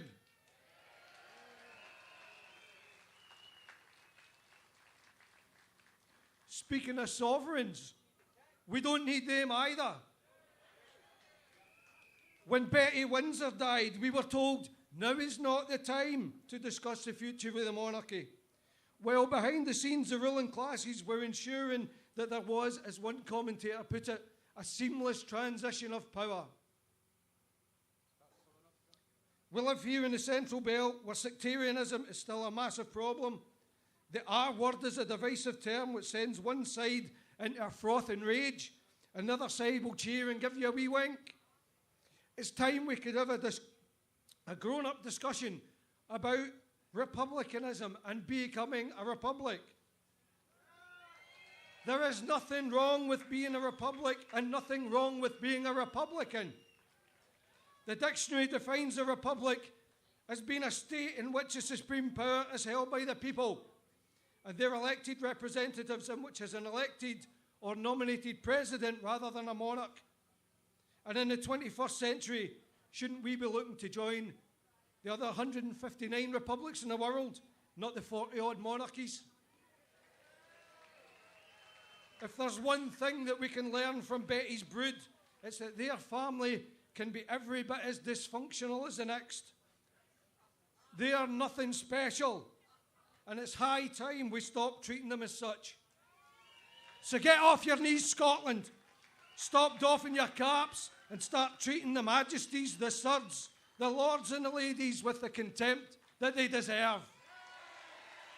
Demand independence for Scotland and down with the crown. Amen to that. Great speech again there for Jim. We should remind the STUC that the majority of trade unionists in Scotland in 2014 voted for independence. I would like to see a little bit more action for the STUC on the settled will of the working class in Scotland, which is for independence. Now, Jim talked a wee bit there about republicanism. Our next speaker is Tasmania Sheikh Ahmed, the chair of the AUOB party, and somebody who describes herself as a proud Republican, a proud Scottish Republican. Give it your hands together for Tasmania.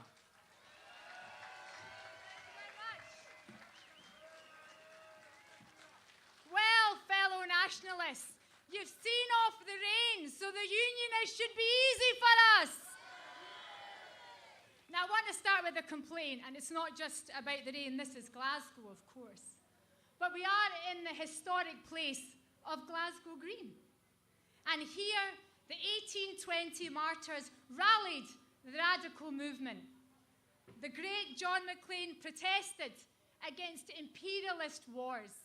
And here is where the suffragettes met. So my complaint is, given that we're all here at this historic place, how dare the UK establishment have another event going on in London at the same time to steal our thunder? A blatant attempt to steal our publicity, but while they've got the biased BBC covering every waking, sleeping moment of that coronation, we've got independence live in Glasgow. Because, fellow nationalists, there's a difference between London and Glasgow. They represent the English pomp, and we represent the Scottish circumstance. And today, while Republicans peacefully protesting in London are being arrested for holding a contrary view, we're being asked to swear allegiance to King Charles III. Well, we are the people. We are sovereign, and we say no. Now consider the speeches that we've just heard. We heard from Anne, who was speaking for the NHS. The cause of Scotland is the cause of the National Health Service. We heard from Jim speaking for the trade unionists. The cause of Scotland is the cause of the workers. And we heard from Mohammed, who was speaking about human rights. And the cause of Scotland is the cause of justice and peace the world over. And here at Glasgow Green, it is the people who have rallied for these causes over centuries. Now, the Scottish national movement is as old as Scotland itself. And I am proud, really proud, to be a Scottish Asian woman and proud to chair the AUOB party. But I know that this movement is bigger, much, much bigger than any political party. And when Scotland is threatened and Scotland is being threatened, we unite, we rise, we fight, and we win. Now, last week, the Secretary of State against Scotland, Alistair Jack, he wore this fancy uniform to protect the Stone of Destiny, the symbol of our Scottish sovereignty. A bit rich coming from him, perhaps even richer than he is himself. But it was people like Jack who allowed it to be stolen from Scotland in the first place. They had a Scots phrase back then for people like Alistair. They were tomb tabards, empty coats. And the truth is, Union jocks like Alistair have been stealing Scotland's assets for generations, in fact, for centuries. And now Jack's got his boots on. He said just a few days ago that the Scottish Parliament won't be allowed to prepare for independence. Well, I've got news for Alistair Jack boots. This movement can and will prepare for independence. Alistair Jack, you cannot divide Scotland because this movement will unite. You cannot crush Scotland because this movement will rise. And I started by pointing out that in 1820, the Scots who rallied here were Baird, Hardy and Wilson, the martyrs from 1820, and they marched and rallied under a banner that said, Scotland free or a desert. It's now our job, your job, this movement's job, to rally under a new banner, all under one banner, together to unite this movement and take us to victory. And that flag only now needs to say Scotland free, because Scotland will be free and Scotland wants independence now. Thank you. Cracking speech for Tasmania there.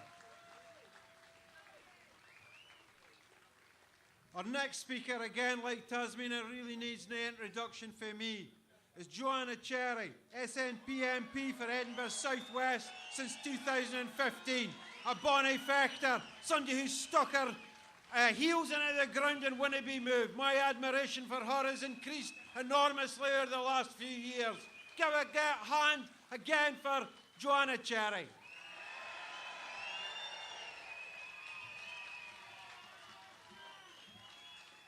Well, hi everyone. It's really great to be back marching with all under one banner again. I did have an invitation to put my name in the ballot for the coronation, but as anyone who knows me would have guessed, I'd much rather be here with you today than at Westminster. Because, my friends, today is a particularly good day to remind the British establishment that in Scotland, it is the people who are sovereign. Not the Parliament and not the King, but the people. And that's really, really important because our sovereignty as Scots and people who live in Scotland means that we have the right to self-determination. And like all other human rights, it's a right that is universal. The right to self-determination is not a right that uniquely Scotland cannot claim. And I say that no matter what the United Kingdom Supreme Court may have said in a recent court case, which I think was both misconceived and misguided. Scotland has the right to self-determination because the union between Scotland and England is a union of consent. So it's a union that can be ended by the will of the people living in Scotland. And no 25-year-old devolution act, no British government and no court can ever deny that basic democratic reality.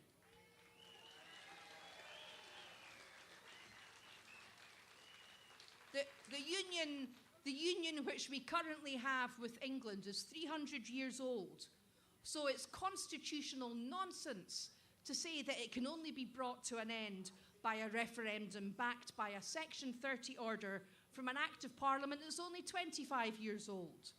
We need to move away from going cap in hand to the British government asking for a Section 30 order.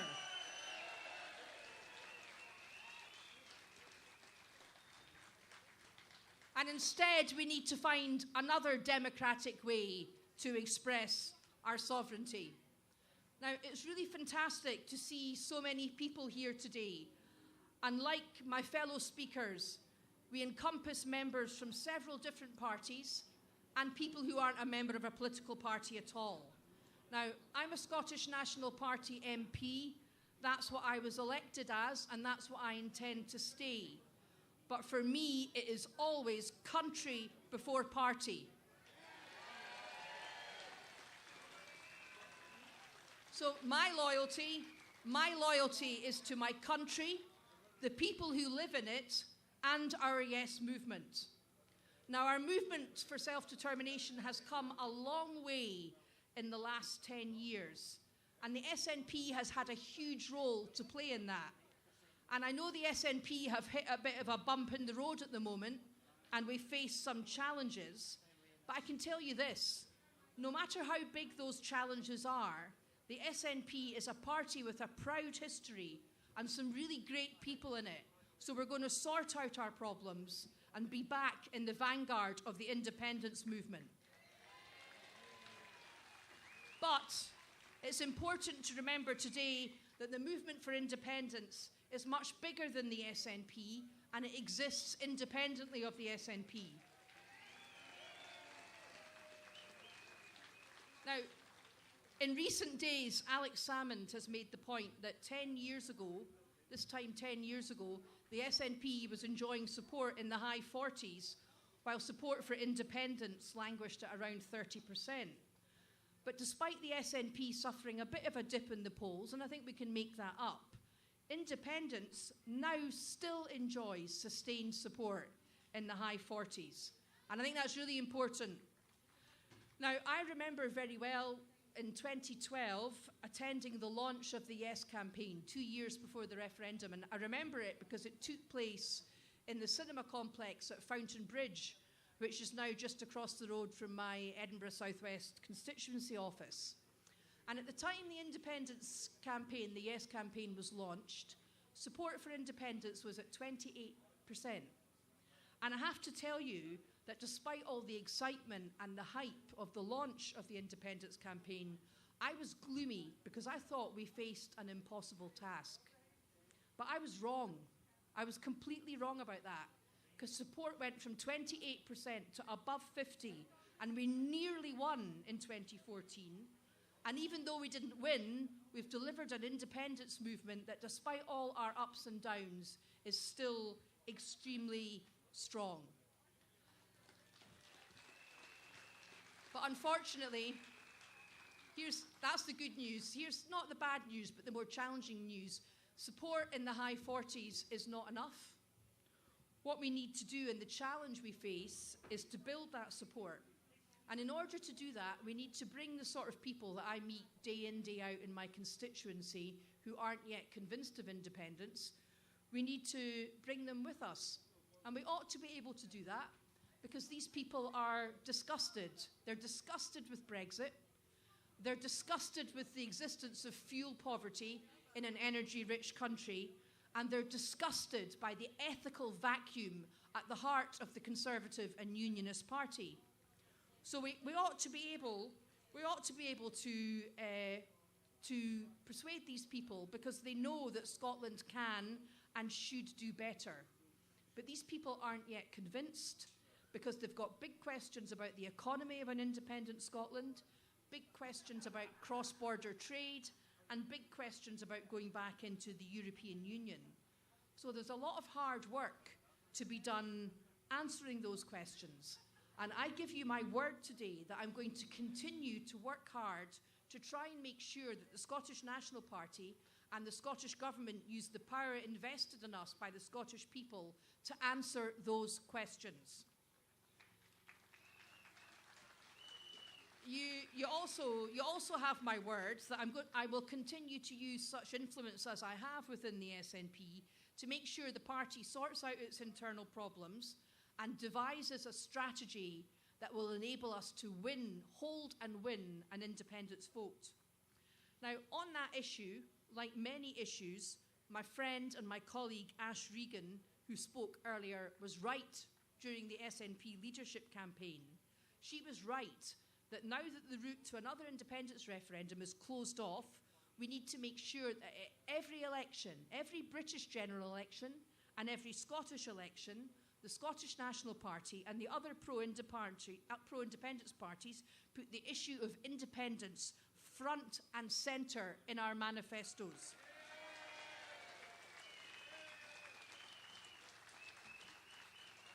So that in every election, the issue of independence is front and centre until we win a mandate to negotiate with the British government. Now, credit where credit's due, that is the idea that Ash advanced with great courage during the SNP leadership campaign. It's a great idea, and I was really interested to read in the National yesterday that even some of my colleagues who were once implacably opposed to this idea have suddenly been converted to it now and think it's a good idea. And I think that should give us real cause for optimism. So enjoy your day out, keep your spirits up, and go home to your constituencies and prepare for an election on the question of independence. Thank you.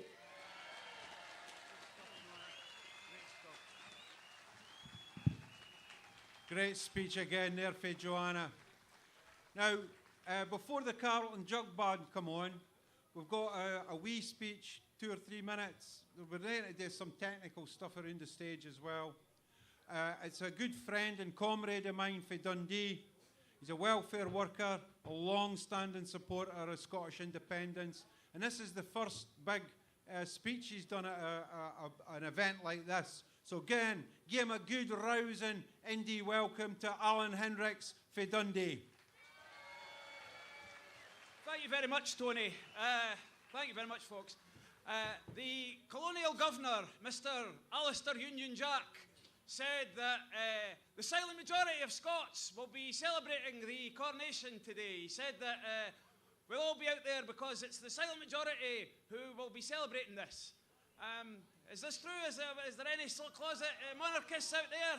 Is anybody going to be swearing allegiance to this imbecile, this witless dauphin, this morose cloth-eared idiot who married his horse and thinks that we should talk to plants?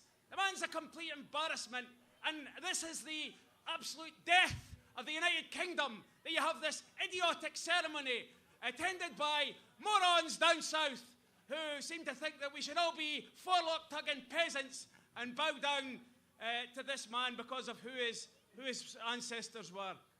If things had turned out differently today, it would have been Prince Andrew who was being crowned king instead of Charles, who's Jimmy Savile's pal, who's we're getting now. So this is what we have. We're being ruled by a criminal mafia who's have a history of slave trading, have a history of imperialism, whose crown is studded with the blood of millions and millions of people around the world. So I think it's important for us today to take the message from where we are today and say we're not giving up on independence.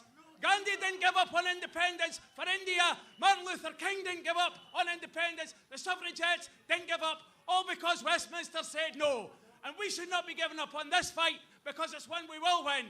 All we need to be is united, not to attack one another. And absolutely, we all just have to go out there in our workplaces, in our social clubs, and give the message that independence is coming. It's going to happen, but it's not going to happen in Holyrood. It's not going to happen in Westminster. It's going to happen on the streets of Scotland, everywhere, from Inverness, all the way down south to the Solway Firth, and from east to west, from Glasgow to Dundee to Stirling to Drumnadrochit, and many other places that we've got to go. So it's important that we all stay unified and that we have our purpose. And we say to the Tories, and we say to Keir Starmer, And we say to the Labour Party, and we say to every other person who says that we have to stay in this union, we're not for saying independence is coming. Keep up the fight. Thank you very much.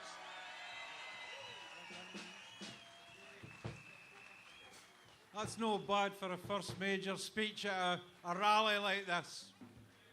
You know, the tradition of Radical Dundee, we are the Radical Toon. That's what we were known back in the 18th century. And it was us that was actually responsible for launching the Reformation as a people's Reformation when we took down Greyfriars Kirk in Dundee. Now, I think the technical glitches have actually been sorted out, so I think I can now confidently hand over to the Carlton Jug Band, a great band that are well known on the Glasgow circuit and also within the indie movement. So again, put your hands together for the Carlton Jug Band.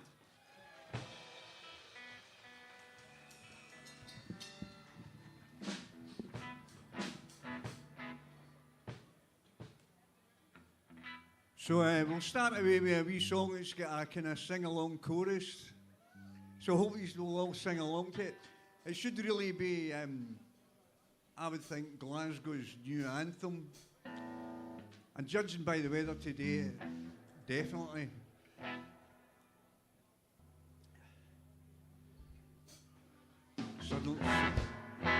Suddenly it all went quiet.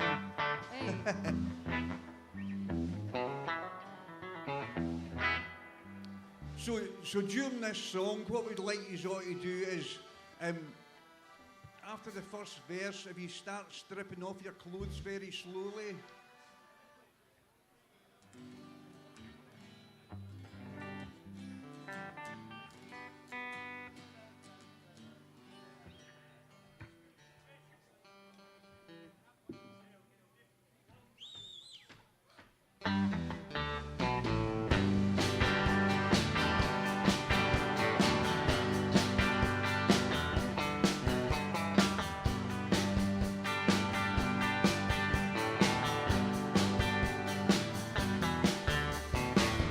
Someone told me long ago, there's a calm before the storm. I know that way for quite some time. When it's over, so they say, it'll rain a sunny day. I know, shining down like water. I wanna know, have you ever seen the rain?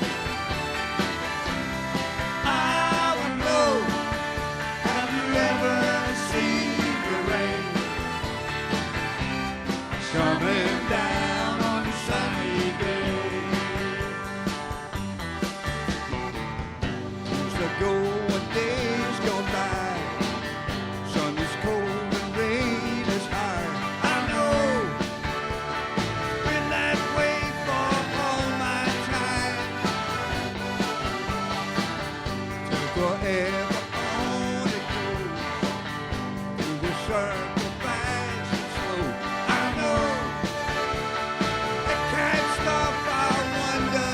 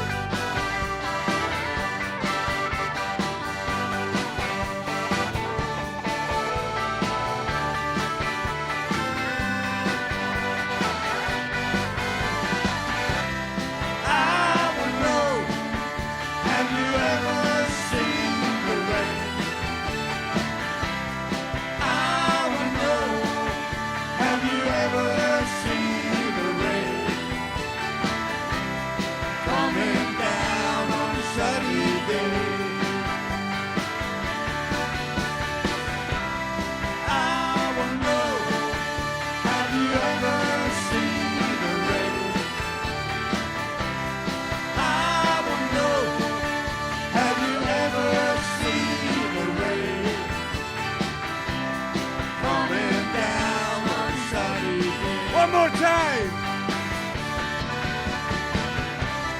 I want to know, have you ever seen the rain? I want to know, have you ever seen the rain coming down on a sunny day?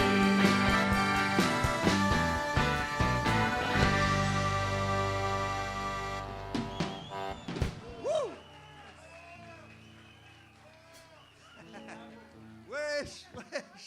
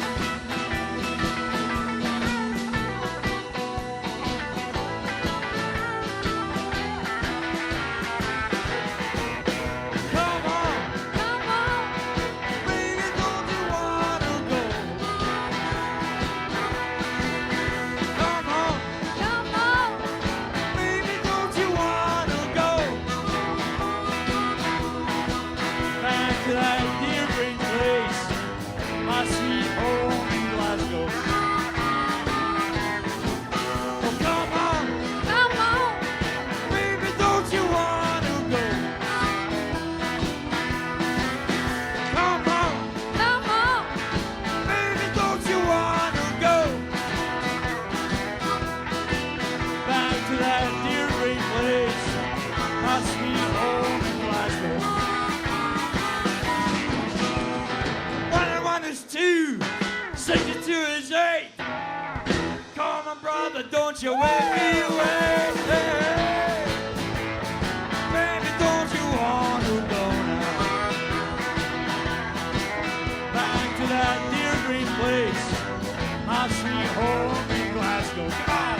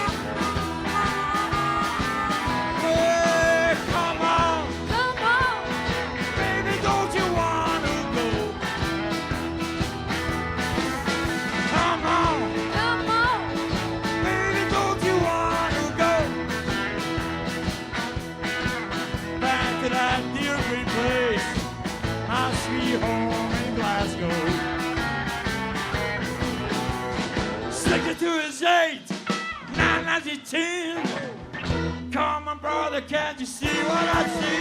Hey, hey, baby, don't you want to go back to that same old place, straight home in Glasgow?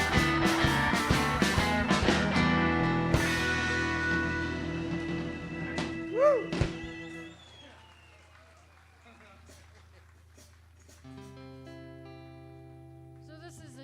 Called Hound Dog. I'd like to dedicate it to all those using and abusing hound dogs in Westminster. You ain't nothing but a hound dog. You ain't nothing but a hound dog. Hound dog.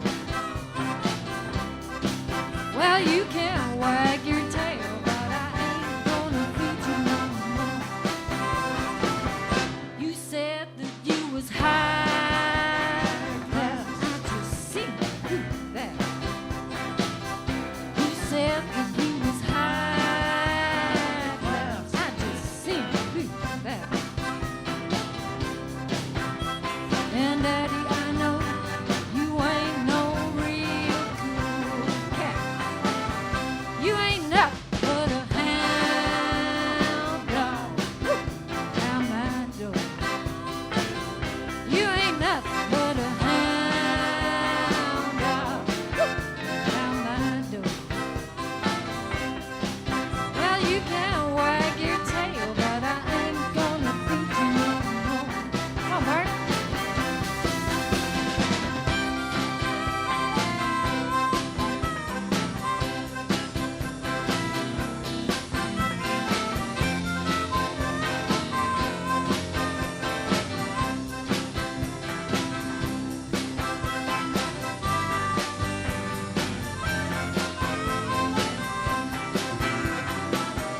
You ain't nothing but a hound dog around my door. You ain't nothing but a hound dog around my door. Well, you can wag your tail, but I ain't gonna feed you no more. On the guitar.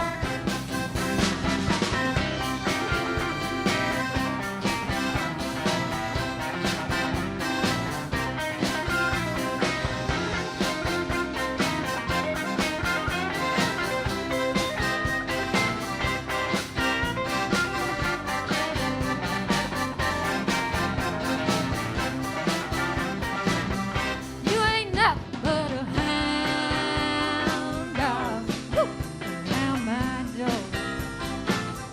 You ain't nothing but a hound dog around my door.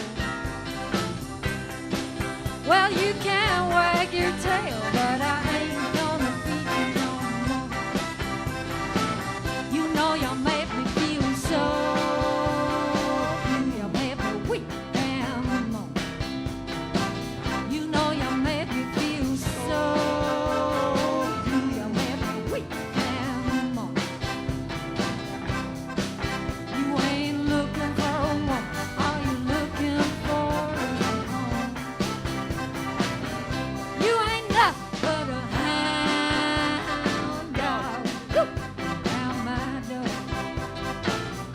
You ain't nothing but a hound dog around my door. Well, you can wag your tail, but I ain't gonna feed you no more. Well, you can wag your tail, but I ain't gonna feed you no more.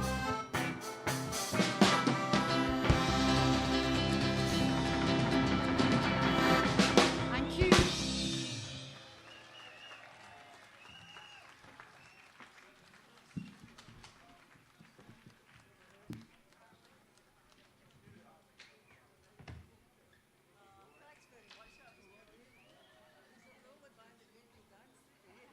Well done, everybody. Thanks very much to the Carlton Jug Band. They were brilliant, weren't they? Now we're going to have Colette Walker up to say a few words. She's the leader of the ISP Independence for Scotland party. So if you just give us a couple of wee minutes. He said, is that a hound dog? I don't think it is. Or maybe it is, how do I know? Anyway, 2 minutes, right? And this is Colette Walker. There you go. Big hand. Good afternoon, Glasgow. How you doing? Are you a bit drooky? I don't know about you, but walking down Glasgow today, seeing everybody marching, made sure that reinforced how proud I am to be Scottish. Before I go on, I just want to thank everybody that organised today, everybody that made this possible, everybody from all under one banner, so give them a big cheer.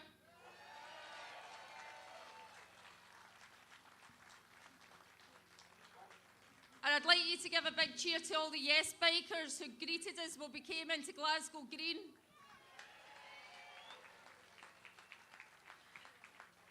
So, while down in England, Charles and Camilla are celebrating becoming King and Queen of England, I'm celebrating 3 years of ISP tomorrow.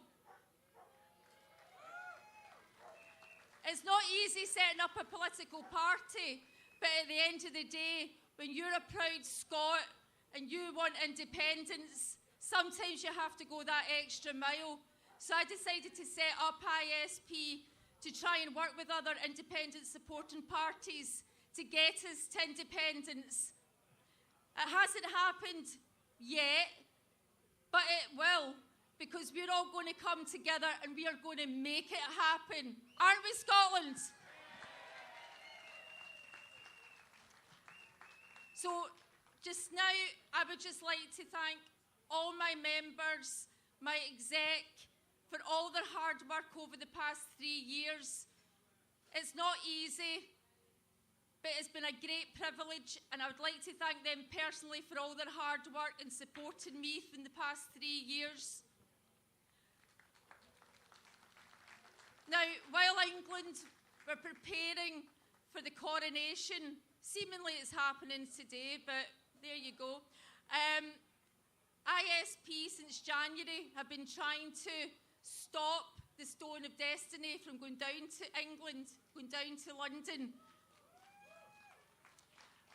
But sadly again, we were stopped in our tracks by, guess what? Our Scottish Parliament, because we tried to put a petition up in our Scottish Parliament, and they came back telling us that the Stone of Destiny was owned by the monarchy. The English crown, not the Scottish crown. So when our Scottish Parliament don't even tell us our proper and true history, what hope have we got? So we need to then get our history right. We are the crown. We are sovereign. We are Scottish.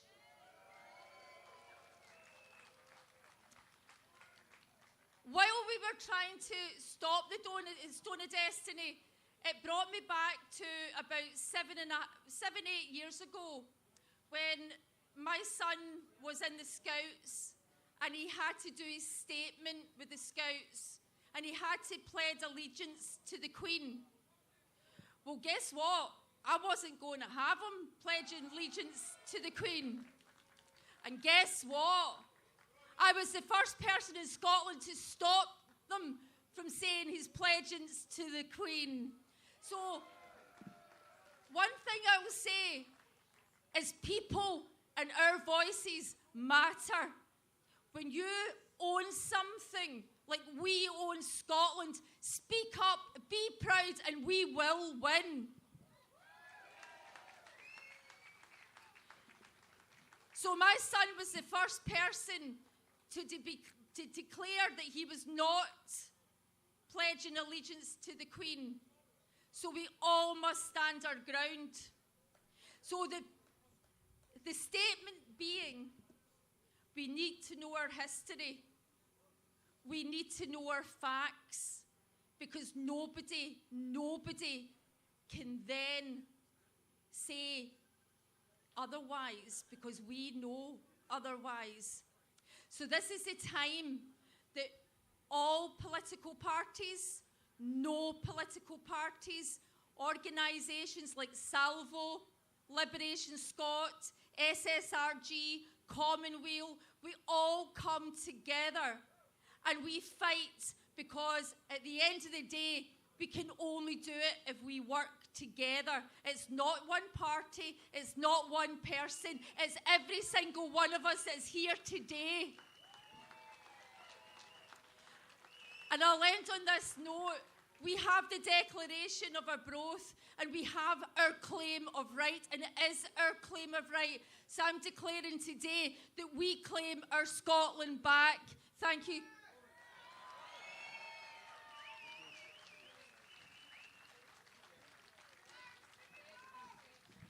Another great speaker there. Now we've got a real treat for you.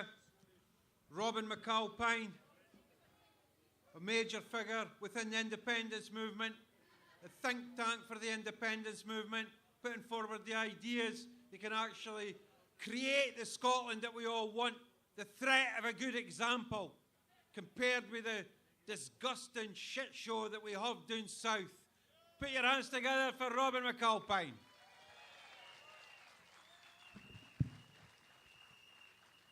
What is all still doing here? Why is no at the pub? I'd be at the pub. That's that. I'm just getting. My kids are furious. I'm still here. I promise we'll be back home. I know.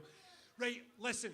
We needed this today. If there was one thing the independence movement needed desperately at this time, it was that today. It was to remind them we're still here. It's to remind them we've gone nowhere. But even more than that, it's to remind them that we are in a strong position in Scotland and we're still there. We've got difficulties going on now, obviously, with things that are happening in independence and round about it. And folk are getting their heads down. And I'm only going to say one thing, because I'm going to be off in a minute here. I'm only going to say one thing. I do political strategy for a living. And my message to everybody right now is nothing has changed. We still have a situation in Scotland where we have the capability, if we get our act together, we have the capability of converting 60% of this population to supporting independence. We've got a solid 45. We know there are another 10% who have at some point supported independence, so we know we can do that again. And believe me, because I've seen the public attitude work, there's another 5% that we can take over the top of that. 60% puts this to bed. What's the difference between it happening and no happening? Well, I'm just going to say a good old-fashioned Scottish Presbyterian thing. See, if you don't know what to do, work. We need to work. We need to get our act together. We need to start listening to the voters, asking them what it is that is stopping them from crossing the road to become full, hardcore, long-term independent supporters. And see what they tell us, we need to do that. And if they tell us they want answers, we need to give them answers. And if they tell us that we want to understand how this makes their life better, we need to tell them how this makes their life better. We've spent too long gazing at our own navels and worrying about what we are going to do, and it is time now to get the work done, to turn ourselves outwards to the voters that we need to engage with. We need to talk to them, we need to ask them, and we need to work. And if we do that, if we get our act together, we recognise what we've got and what we have to do. We've got the skills, the talent, and my God, we've got the enthusiasm and the numbers to put this to bed. So yes, I'm talking to a lot of people just now, and they've got their heads down, and they're worried. And there's people in the newspapers saying it's over for a generation. And it could be. And the difference between it being over and not being over is one simple thing. It's us. We do this or we don't. We fix this or we don't. And I'll tell you one thing to finish up. We are now in a situation where no one is coming to rescue us. There is no white knight and a horse coming over the hill. We cannot just get ourselves down to the beach, light a rescue fire and hope someone comes. Nobody's coming. It's down to us. We will take this by the scruff of the neck. We will get it together and we will win it or we won't. It's down to us. Stop looking over your shoulder. Stop asking who's going to fix this. We will fix this. And when we do, we will deliver that Scotland that all of us want, where I don't have to drive in here with my eyes closed, hoping that I don't see houses absolutely festooned with Union Jacks, because it breaks my heart. Work like you're in the early days of a better world. Nobody ever said anything better. But right now, independence movement, work like you know we can deliver this, and we can deliver this soon. Don't lose faith. We will do this. Thanks, everybody.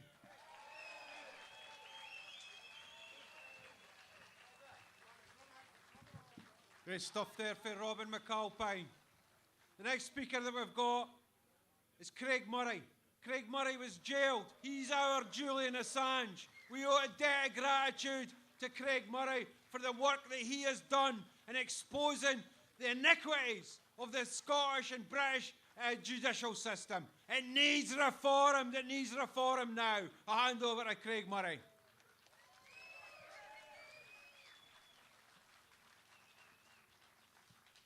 Thank you. Thank you. Lovely to see you. It's great. I'm back and we're back, and the independence movement is firmly on the march again. You know, today is Coronation Day. And I walked today with you. We marched from one side of Glasgow city centre, clean through the city centre to the other side of a city centre, and I didn't see one single butcher's apron on the way on Coronation Day in Glasgow. What does that say about this city?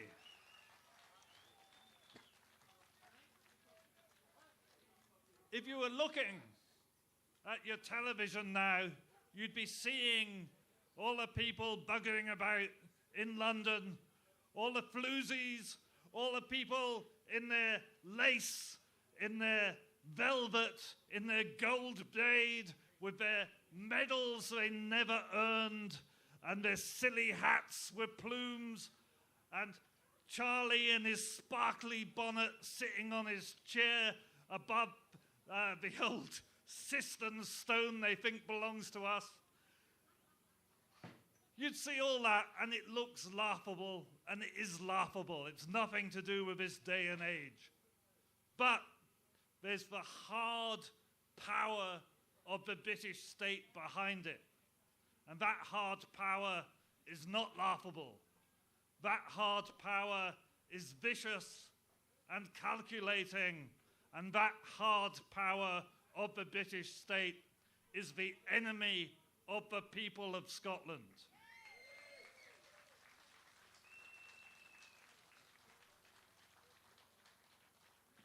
And it is our only enemy. The only enemy of the Scottish people is the government of the United Kingdom. And anybody who believes that the government in London and the establishment in London will ever willingly give up Scotland, give up our fantastic natural resources, give up the talent of our people, give up our seas, give up our lands, they will never give that up. We have to take independence for ourselves. Independence does not lie through London. Independence lies in Scotland and in Scotland alone.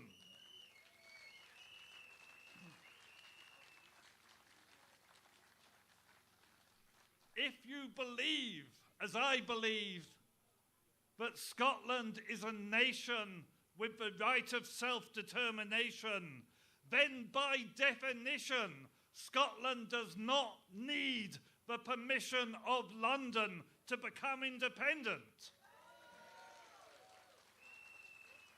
And anybody who goes to London asking for permission does not truly believe in Scottish independence.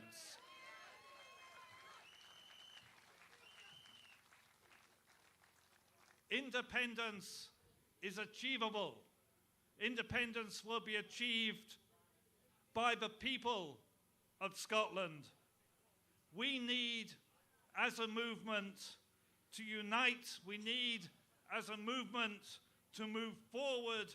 We need to not be distracted by the day-to-day trials and tribulations of the political class, because that has nothing to do with Scottish independence or the people of Scotland, which is a much bigger and more important cause, but is about the very freedom of a nation. It is the most fundamental question you can have. And I believe that today has shown that we are back on the march again. Scotland is moving forward and independence is coming. Thank you.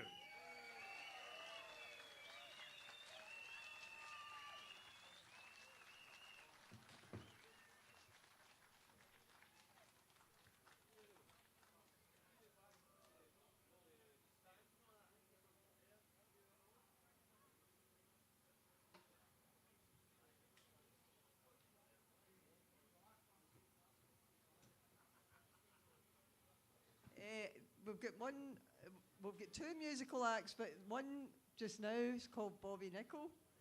We've got another 4 speakers, and then a final musical act. So please hang around for these guys, because they're great. So give a big warm welcome to Bobby Nicholson.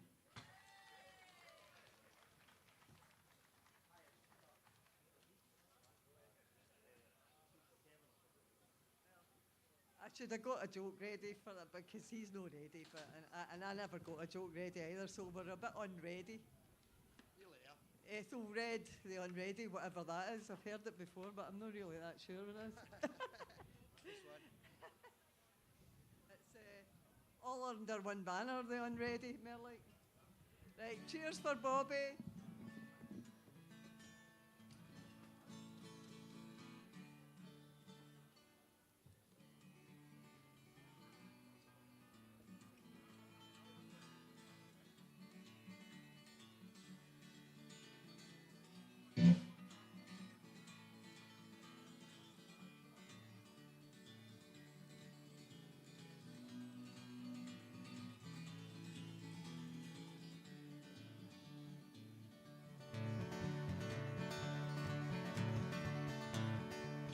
This is a song about the similarity between pandas at Edinburgh Zoo and Edinburgh politicians.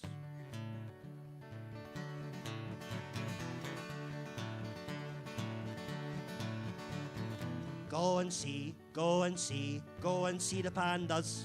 Go and see, go and see, go and see the pandas. Panda porn out on loan, go and see the pandas. Me and you form a queue, go and see the pandas. There's kangaroos, cockatoos, tigers and piranhas. But go and see, go and see, go and see the pandas. When you go, mind the roads, they're digging up the tarmac. Streets are blocked, shops are shut, but go and see the pandas. Where's the trams, what's the plans if you're looking for the answers? Go and see, go and see, go and see the pandas. Go and see, go and see, go and see the pandas. Go and see, go and see, go and see the pandas. They're overfed, they're interbred, they're antisocial bastards. Then go and see, go and see, go and see the pandas. There ain't a Houston, Holyrood. Go and see the pandas. The arse around the tube bamboo. Go and see the pandas. There's trees, lakes, pearly gates, funny shaped verandas. Go and see, go and see, go and see the pandas. Welcome to the concrete zoo. Go and see the pandas. They scrape and crawl, they do fuck all. Go and see the pandas. All the while, down the mile, they're scranning your bananas. Go and see, go and see, go and see the pandas. Go and see, go and see, go and see the pandas. Go and see, go and see, go and see the pandas. Overfed, interbred, antisocial bastards. Go and see, go and see, go and see the pandas. Thanks guys so much.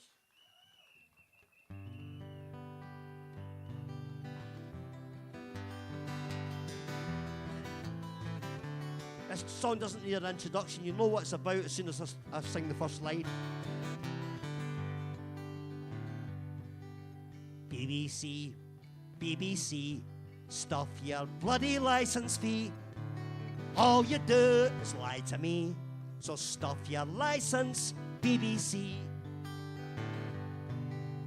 I recall when I was wee, sitting on my mammy's knee, Captain Pugwash on the main, Shaft the cat and semen stains.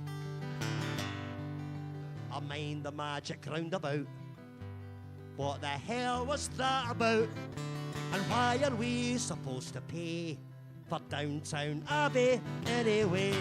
BBC, BBC, stuff your bloody licence fee. All you do is lie to me, so stuff your licence, BBC. Somebody told me Downton Abbey was actually on ITV, not BBC, but I don't care, I never watched it anyway.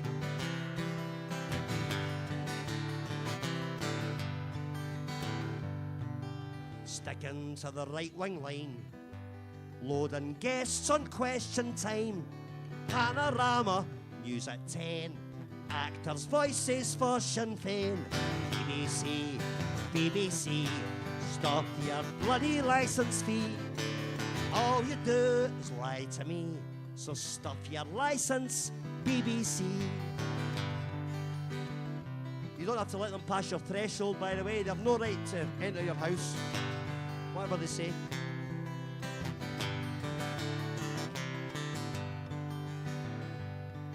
And when you lied on Indie One about the pensions and the pound, 5,000 gathered to complain, but you reported 38. Aye, BBC, BBC, stuff your bloody licence fee. All you do is lie to me, so stuff your licence, BBC. Jimmy Savile, Prince Andy, stuff your licence, BBC. £145 and 50p. It was the last time I paid it, but that was over 9 years ago. It's probably went up by now. Stuff your licence, BBC. Thanks, guys. Thank you very much. For this next song, ladies and gentlemen, you've got to imagine I'm a dog. And you've got to imagine I'm a dog living in a Kilmarnock housing estate. And my name is Bullet. And I'm a Staffordshire Terrier.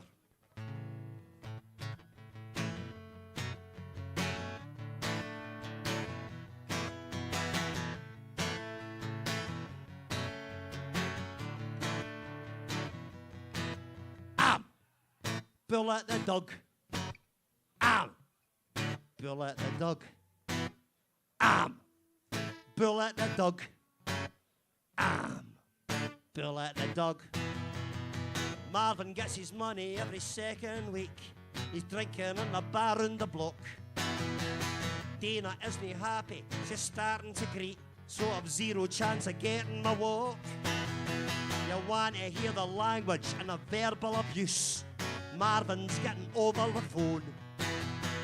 What with all the garbage lying round the house, I can't even find my phone. 'Cause I'm Bullet the dog, I'm the one and only. Bullet the dog, I can tell you stories. Bullet the dog, it would pure amaze you. Bullet the dog, all these cats are crazy.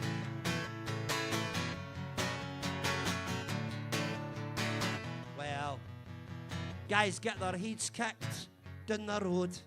The neighbours getting done for skag. Dana's chucking dishes off the kitchen wall 'cause she doesn't have enough for fags. I know what's going to happen when he gets through the door. There's going to be some trouble to come. I've tried to do the bolt a dozen times before, but I'm addicted to my pedigree chum. 'Cause I'm Bullet the dog, it would pure amaze you. Bullet the dog, all these cats are crazy. Bullet the dog, they're always getting bored. Bullet the dog, they're always getting collared.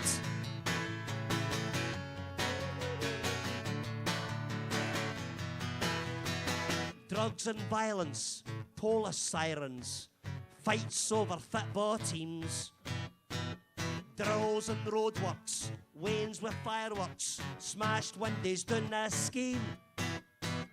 DWP, RSVP, SSPCA. If you think it's a dog's life, try taking this tripe every single fucking day. Bullet the dog, I'm the one and only. Bullet the dog, I could tell you stories. Bullet the dog, it would pure amaze you.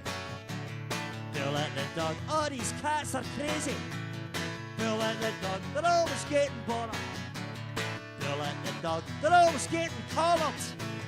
Bullet the dog, well it would pure amaze you. Bullet the dog, all these cats are crazy. Thank you very much, guys. I'm best.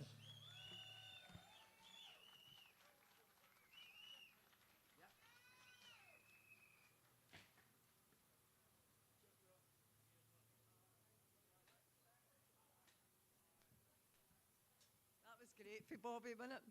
I just want to introduce the next speaker from the Alba Party, and this is Hector McLeod. Give a big hand for Hector.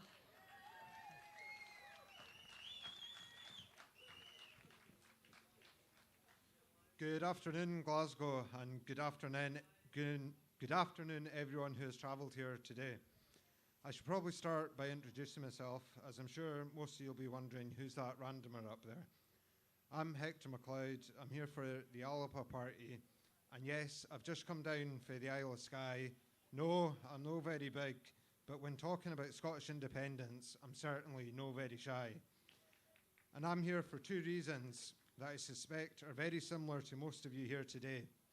First, to tell the new king that I swear no allegiance to him or any member of the Crown. The only allegiance I swear is to Scotland and its sovereign people. And secondly, to support Scotland's call to dissolve this unequal union and reclaim our rightful place as an independent nation. I spent a long time considering what to speak about today. I considered the energy scandal of Scotland producing 6 times the amount of energy we need, yet our people are still shivering in their homes. I considered mentioning all the 65 countries that have become independent from the UK or British Empire, yet not one has asked to come back. I considered speaking about all the possibilities that could become available to Scotland to become a more positive, outlooking, rich, resourceful, and most importantly, happy nation with independence. But then I figured you all know this, that's why you're here today. So I'm not going to speak about the case for independence, as we all know why we need it. The questions I suspect we have is how we get it. So I thought I'd give my tuppence on that, but do it in maybe a different way to others. I'm someone who likes to make analogies when talking. I think you can explain stuff a lot easier and better when you compare it with something people can relate to. So I was thinking, how do I explain and compare this? And I've decided to be a bit bold, maybe even a bit risky, and I'm going to mix football and politics. Now don't worry, I said I decided to be bold, not daft, so I'm not going near club football. I'll stick with Scotland, but just in case the SFA don't want involved in this, let's call it, say, Scotland United. In my opinion, football teams need 3 things to be successful. They need a good support, a good team, and a good manager. So let's compare these 3 things with the independence movement. And I apologise to those who might not know players I mentioned, but don't worry, you'll get the gist. So the support, that's all of us here today, and all of us that support independence. I think there's no question we have a good support. We are the Tartan Army United. Then the team. The way I see the team is, in defence, we have our local yes groups, and they have been performing brilliantly. If I was sponsoring the match, I think I'd be awarding them the man of the match.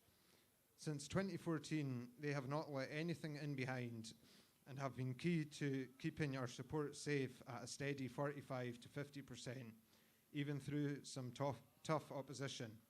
They have given a performance Mr. Braveheart Colin Hendry would be proud of.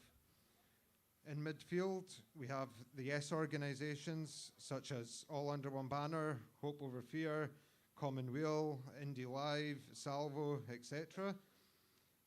They have been playing defensive midfield and helping keep the support there, as well as driving forward as attacking midfielders in attempts to boost the support. And they have also given an outstanding performance, a performance Super John McGinn would be proud of. Now in attack, this is where I see the political parties and where some could say we are struggling a bit. Our main striker over the last few years seems to have picked up a bit of an injury. And as with all injuries, the longer the player continues to ignore it, the worse it seems to be getting. They really need to get it assessed and treated before it ends their career. However, for the team, although we hope the star striker can get back to full fitness and their best form, we know there's no I in team, and this is a team effort. The team can still strive on to success, as we have up-and-coming strikers who have played a couple of games already and are starting to really get the fans on board and support and a belief that they can take the team to victory. And lastly, the manager. In 2014, we had a manager who took us to the final, but sadly resigned after narrowly losing out in injury time. Although, while I'm in no way a fan of VAR, I think the opposition's goal would have been ruled out for offside given the lies told in the vow had we seen the replay. We then had a manager take over who, while winning some big games, they never quite got us to that final. So we now need a different manager. We need a manager who can bring the team together, a manager who can unite both the team and the supporters behind them, and a manager who has the tactics and strategies to take us over the line to victory. That manager is just waiting for the call. They have already been supported by both former managers, firstly by the last manager in February 2020, and also by our previous manager on numerous occasions. That new manager should be an independence convention. That will unite the movement, that will use the strength of our defence to the team's best advantage, that will take on all the ideas, tactics and strategies of the midfield, and that will drive the strikers on to scoring the winning goal, a goal that will knock James McFadden's winner in Paris out of the park. But more importantly, and on a serious note now, a convention can bring us what we have all been dreaming of, campaigning for and needing for too long now.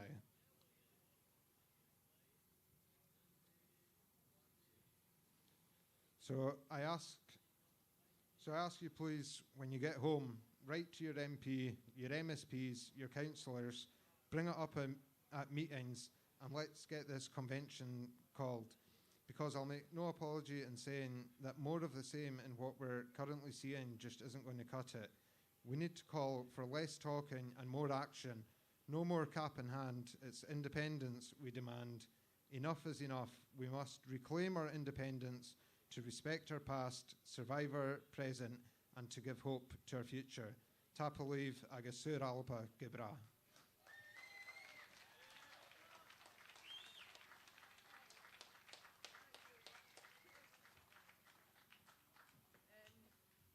Next we have from Salvo, Sarah Salyers.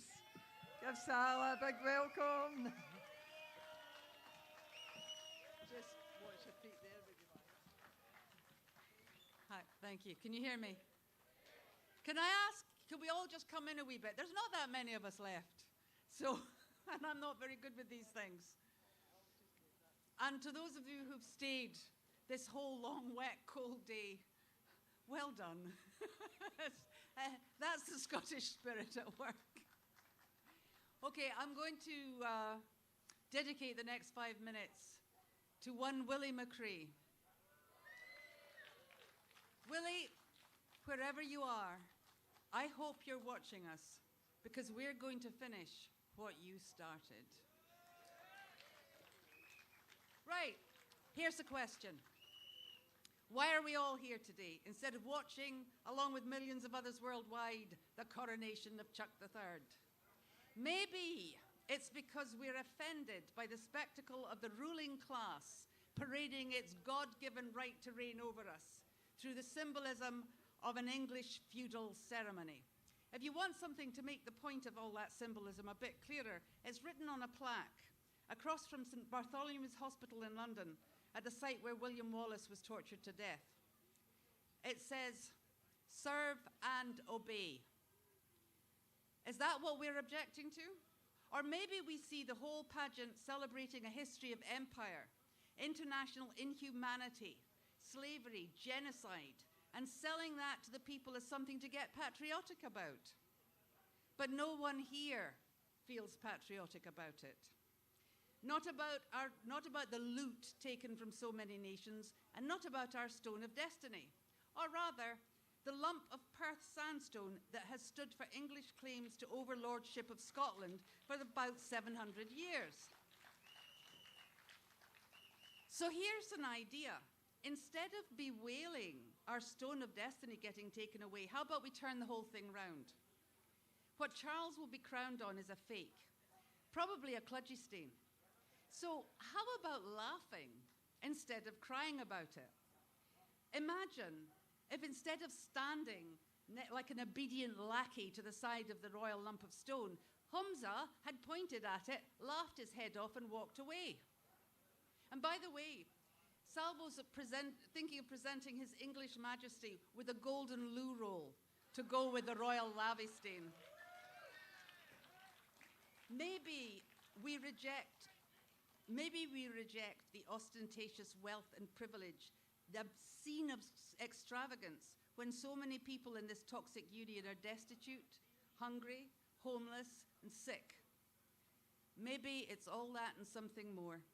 Maybe your gut tells you something else is terribly wrong with what happened today, but you don't know exactly what.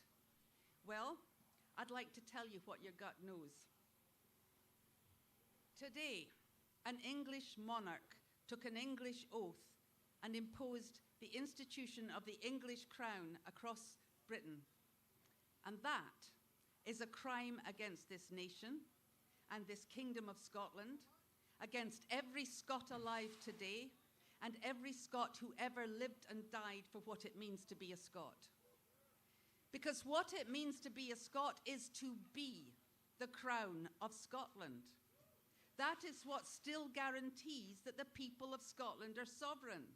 They are the sovereign crown of the nation. And this union, brought about by a forced treaty that the English establishment had no intention of ever honouring, has never had the lawful right to touch the crown of Scotland or anything it owns.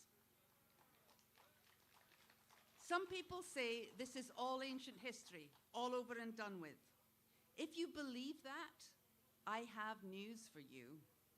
Scotland's oil and gas, our water and our renewables are plundered now, today, in right of the crown. Not some joint crown created for the brand new Union in United Kingdom in 1707, but the same old English crown that has always coveted Scotland. That crown says it all belongs to His English Majesty, not the Scottish crown, which is the people. That's how they take our oil and gas and renewables and water and all the rest today. And that's why we're paying so much for what we already own. But hold on. Scotland never came under the rule of the English crown in 1707 because no queen or parliament, English or Scottish, and no treaty they made had the power to extinguish the Scottish crown or replace it with England's. And the British establishment knows that. 300 years of military control, cultural, legal, social, and physical genocide has been trying to wipe out Scotland's collective memory. Wipe out the record of the terms and limits of a bogus treaty, but one England agreed and is bound to. Wipe out the memory of a people that they were and are the crown of Scotland. But I've news for that establishment. Scotland is waking up. Scotland remembers, and Scotland is rising. I'm sorry for keeping you. I've just a wee bit to do. What's important here is that no nation in the world has ever achieved liberation without a powerful sense of its own identity. And there's no more powerful clue to our identity than the truth that we are together the crown of Scotland, that we are the power in this nation and we can shape our destiny. As Salvo says, know your past, shape your future. How do we do it? Salvo's working to support a liberation movement and an international campaign to expose this union as a fraud. A fraud. Look underneath. Lift up the Union Jack. You know what you'll find? Just the English establishment strutting around in disguise, as vicious towards their own people as all the other so-called lower classes of the world. If you've not signed up for Liberation or Salvo, do and get your friends and family to do it as well. But that alone won't set us free. I can't tell you exactly what the eventual route to freedom is going to look like, but I can tell you it will take all of us together. And we can start those of us that are left, here and now. No one here is SNP or ISP or ALBA or any other party, because we can't be our beliefs.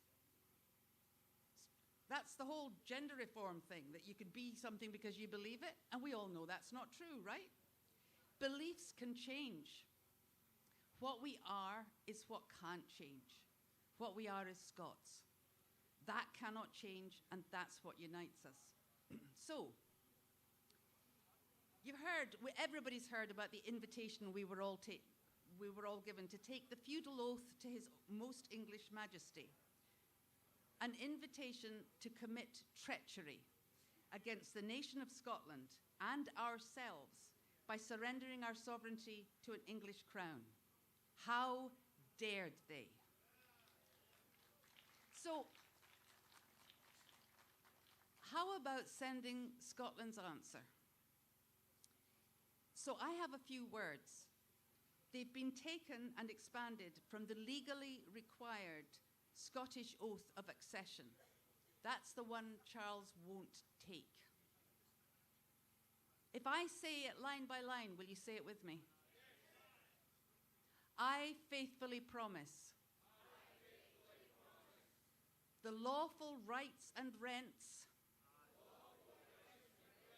with all just privileges of the Crown of Scotland, which is the people of this nation.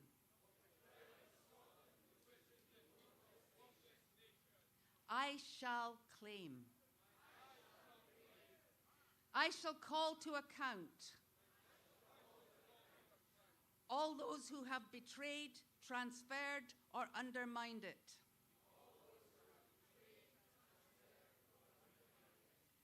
Theft, oppression, and wrongdoing against this people, I shall answer with justice, equity, and the restoration of our rights.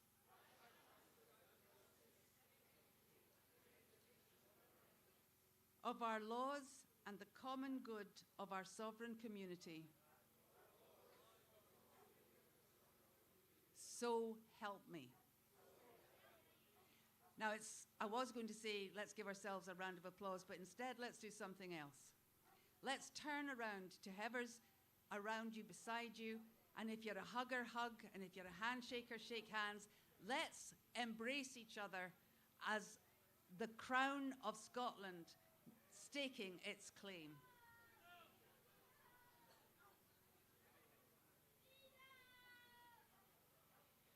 Did you feel it today? Scotland is waking up. Scotland remembers. And Scotland is rising.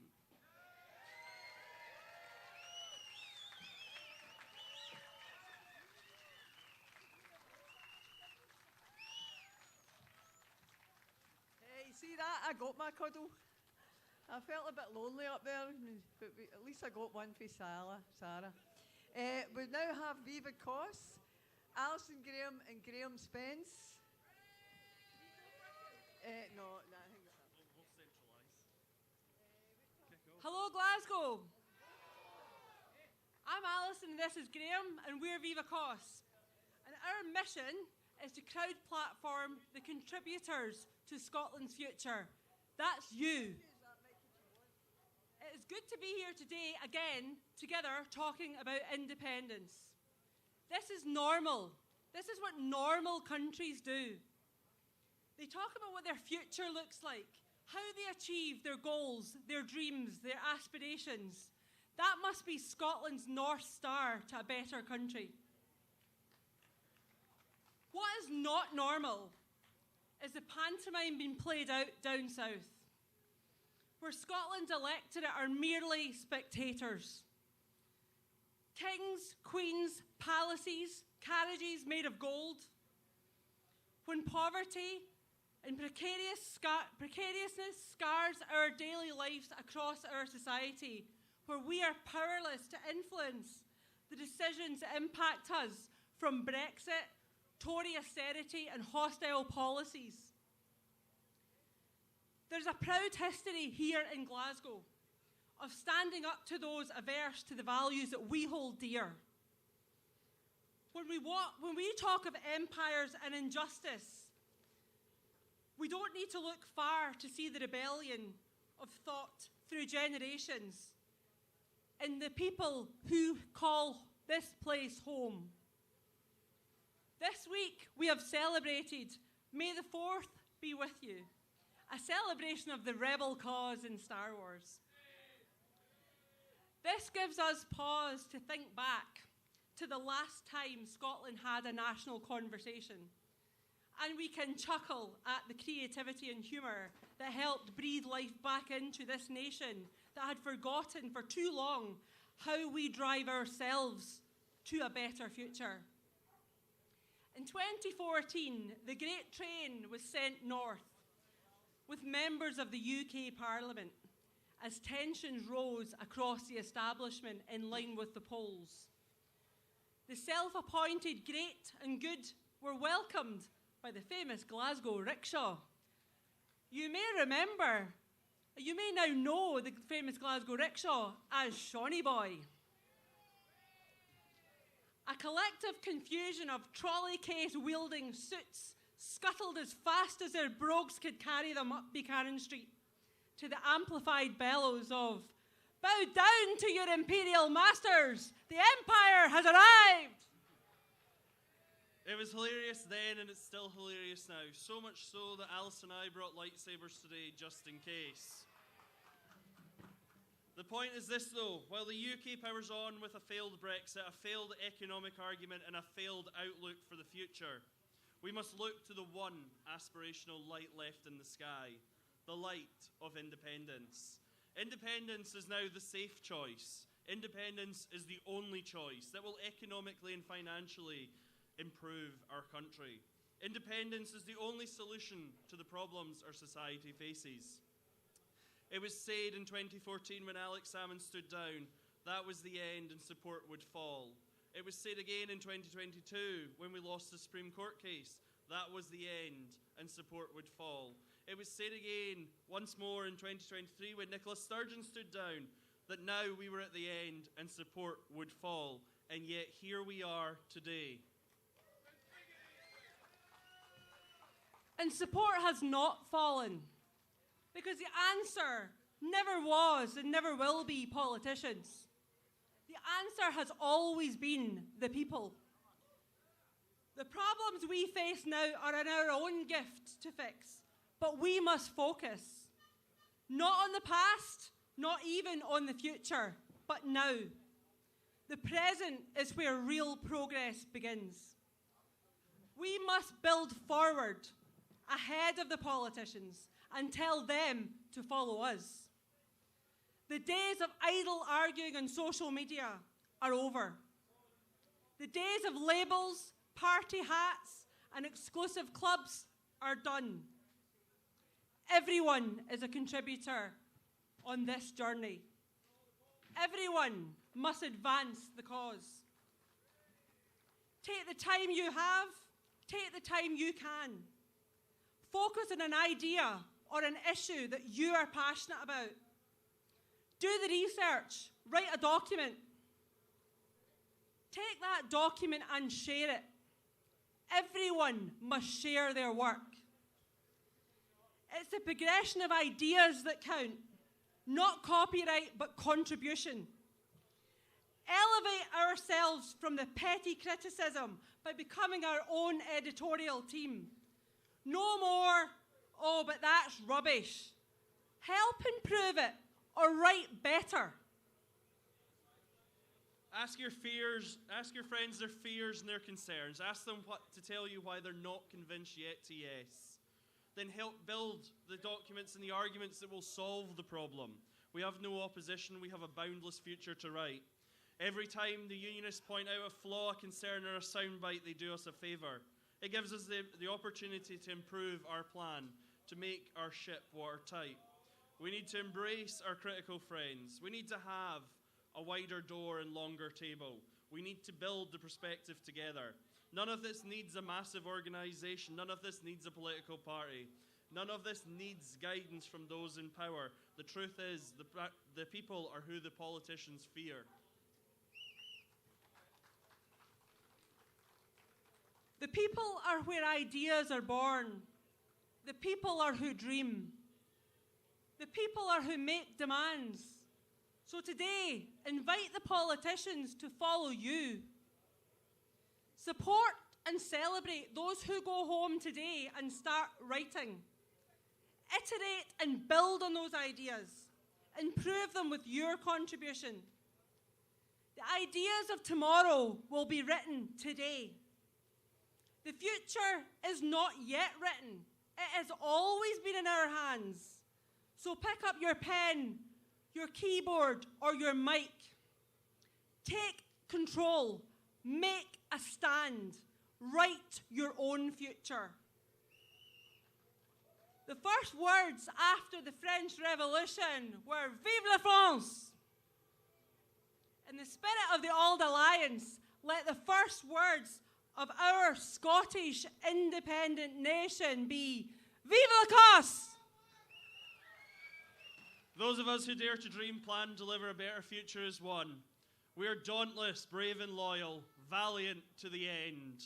If you came here a stranger, you will surely exit a friend. Thank you. Thank you.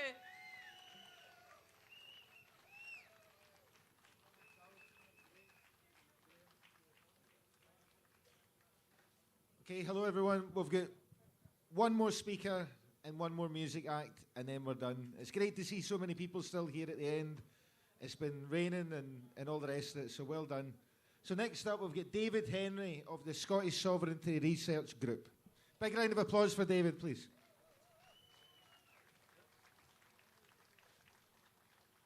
Hi, folks. Thanks for sticking around so long.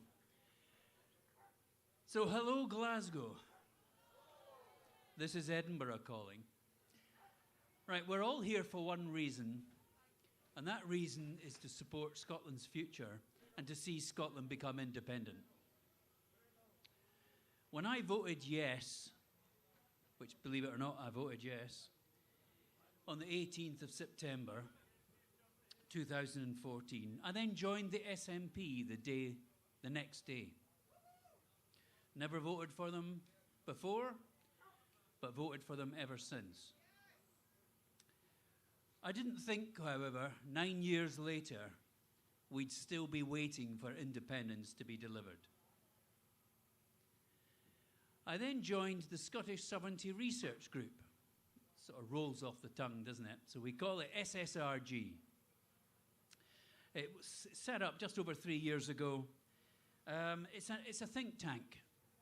We do a lot of thinking.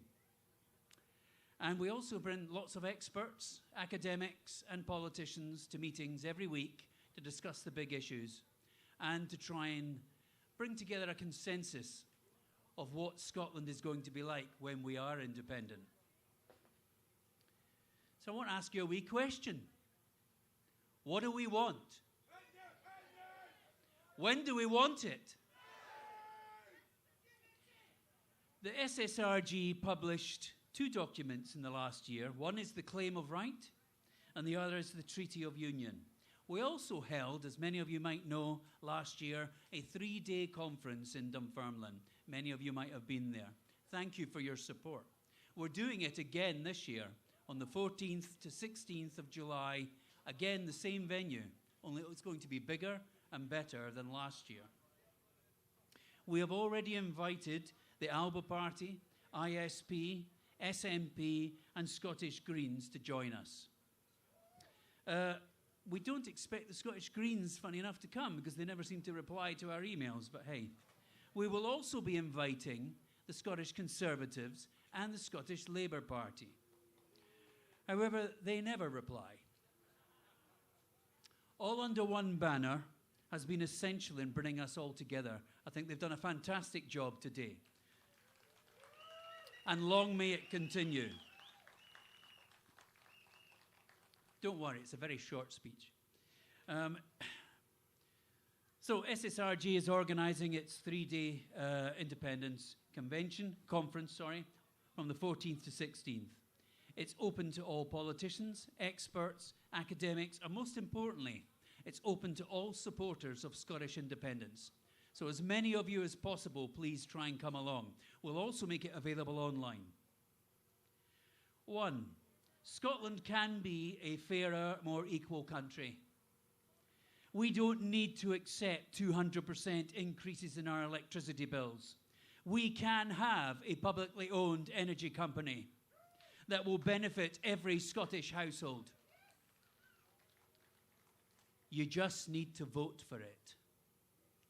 Scotland can join EFTA within months, not years.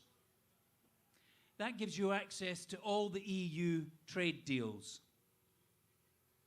The Scottish nation can be in charge of its future once again.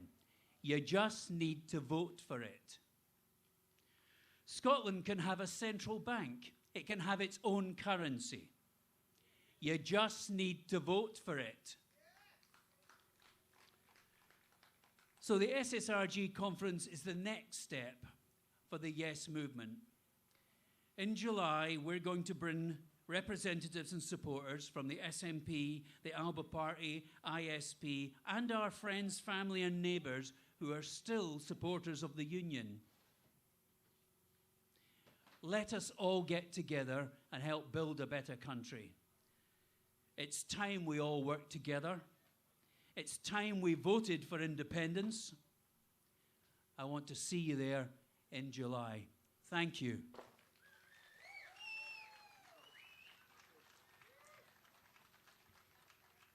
Okay, thanks, David. So before we have the last person on the stage, we've got Andy Docherty just about to play some songs. So the next march is in Stirling on 24th of June.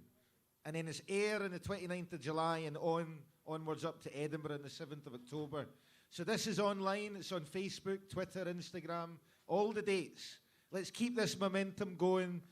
Let's get to Stirling and let's carry this on. Let's get a massive march on the 24th of June. Look forward to seeing you there. Thank you.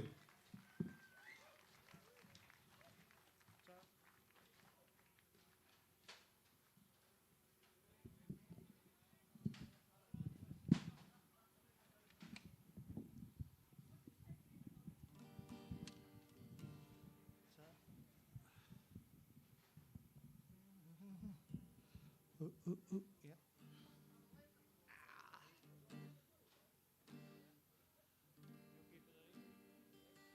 Hello there, we've eventually arrived. We've had a 3-hour wait for our 10 minutes of glory. You know what I mean? But it's been well worth it. It's been a wonderful day.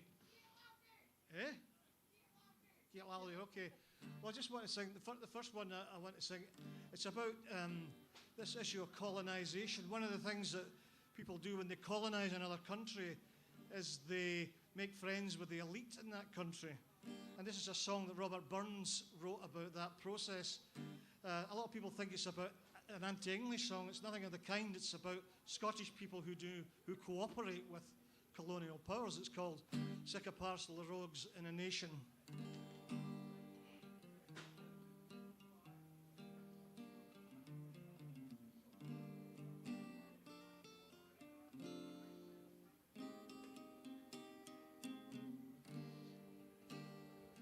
Farewell to all our Scottish fame, farewell our ancient glory, farewell into the Scottish name, say famed and martial story. Now Sark runs to the Solway sands, and Tweed runs to the ocean, to mark where England's province stands, sic a parcel of rogues in a nation. What force or guile could not subdue, with many a warlike ages, is wrought now by a coward few, for hireling traitors' wages. the English steel we could disdain, secure in valor's station. But English gold has been our bane. It's like a parcel rogues in a nation.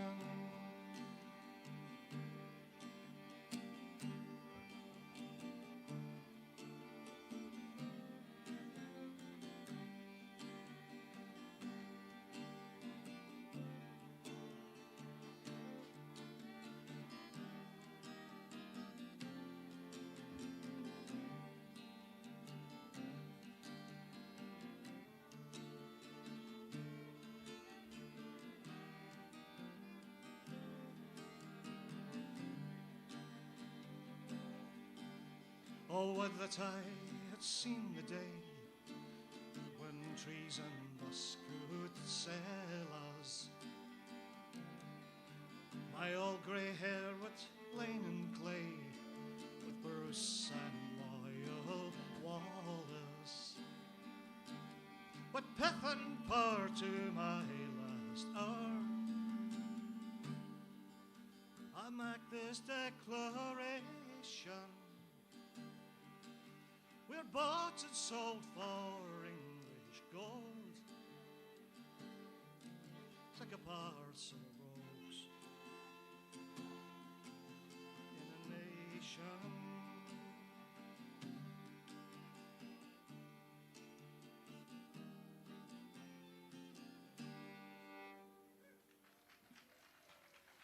Thanks a lot. Yep.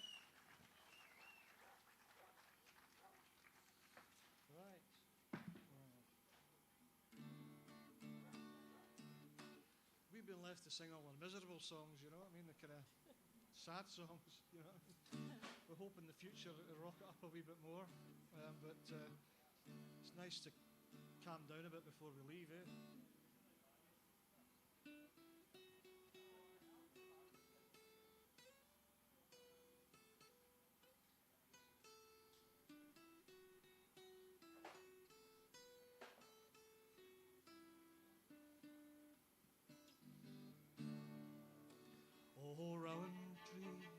Oh rowan tree, you hide it dear to me, entwined thou art with many a tie.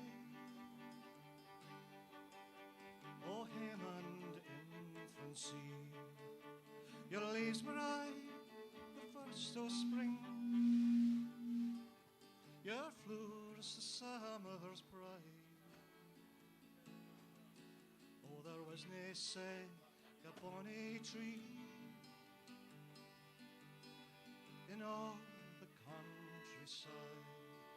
Oh, rowan tree.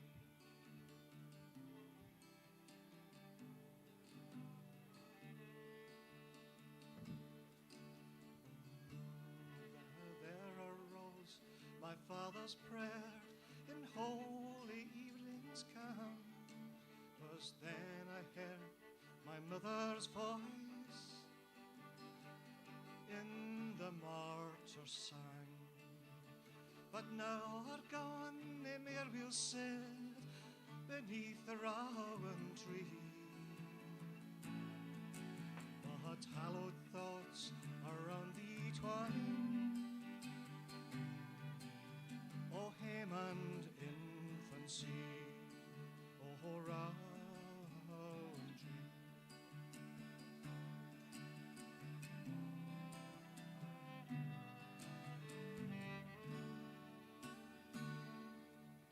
Okay, thanks very much. It seems you've all been good enough to wait to the end. Will you try and help us sing Auld Lang Syne, no? All acquaintance be forgot and never brought to mind. Should all acquaintance be forgot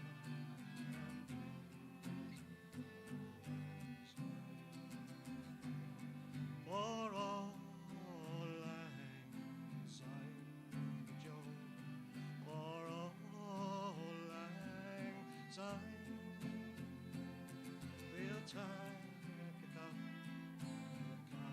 kindness yet of us.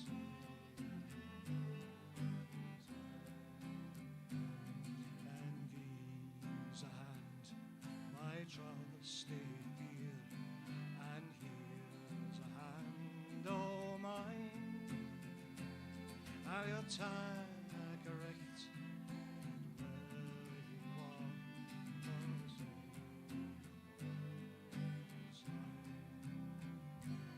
For all I hang, sign the Joe. For all I hang, sign. We'll take a cup, kindness, yeah, for the soul.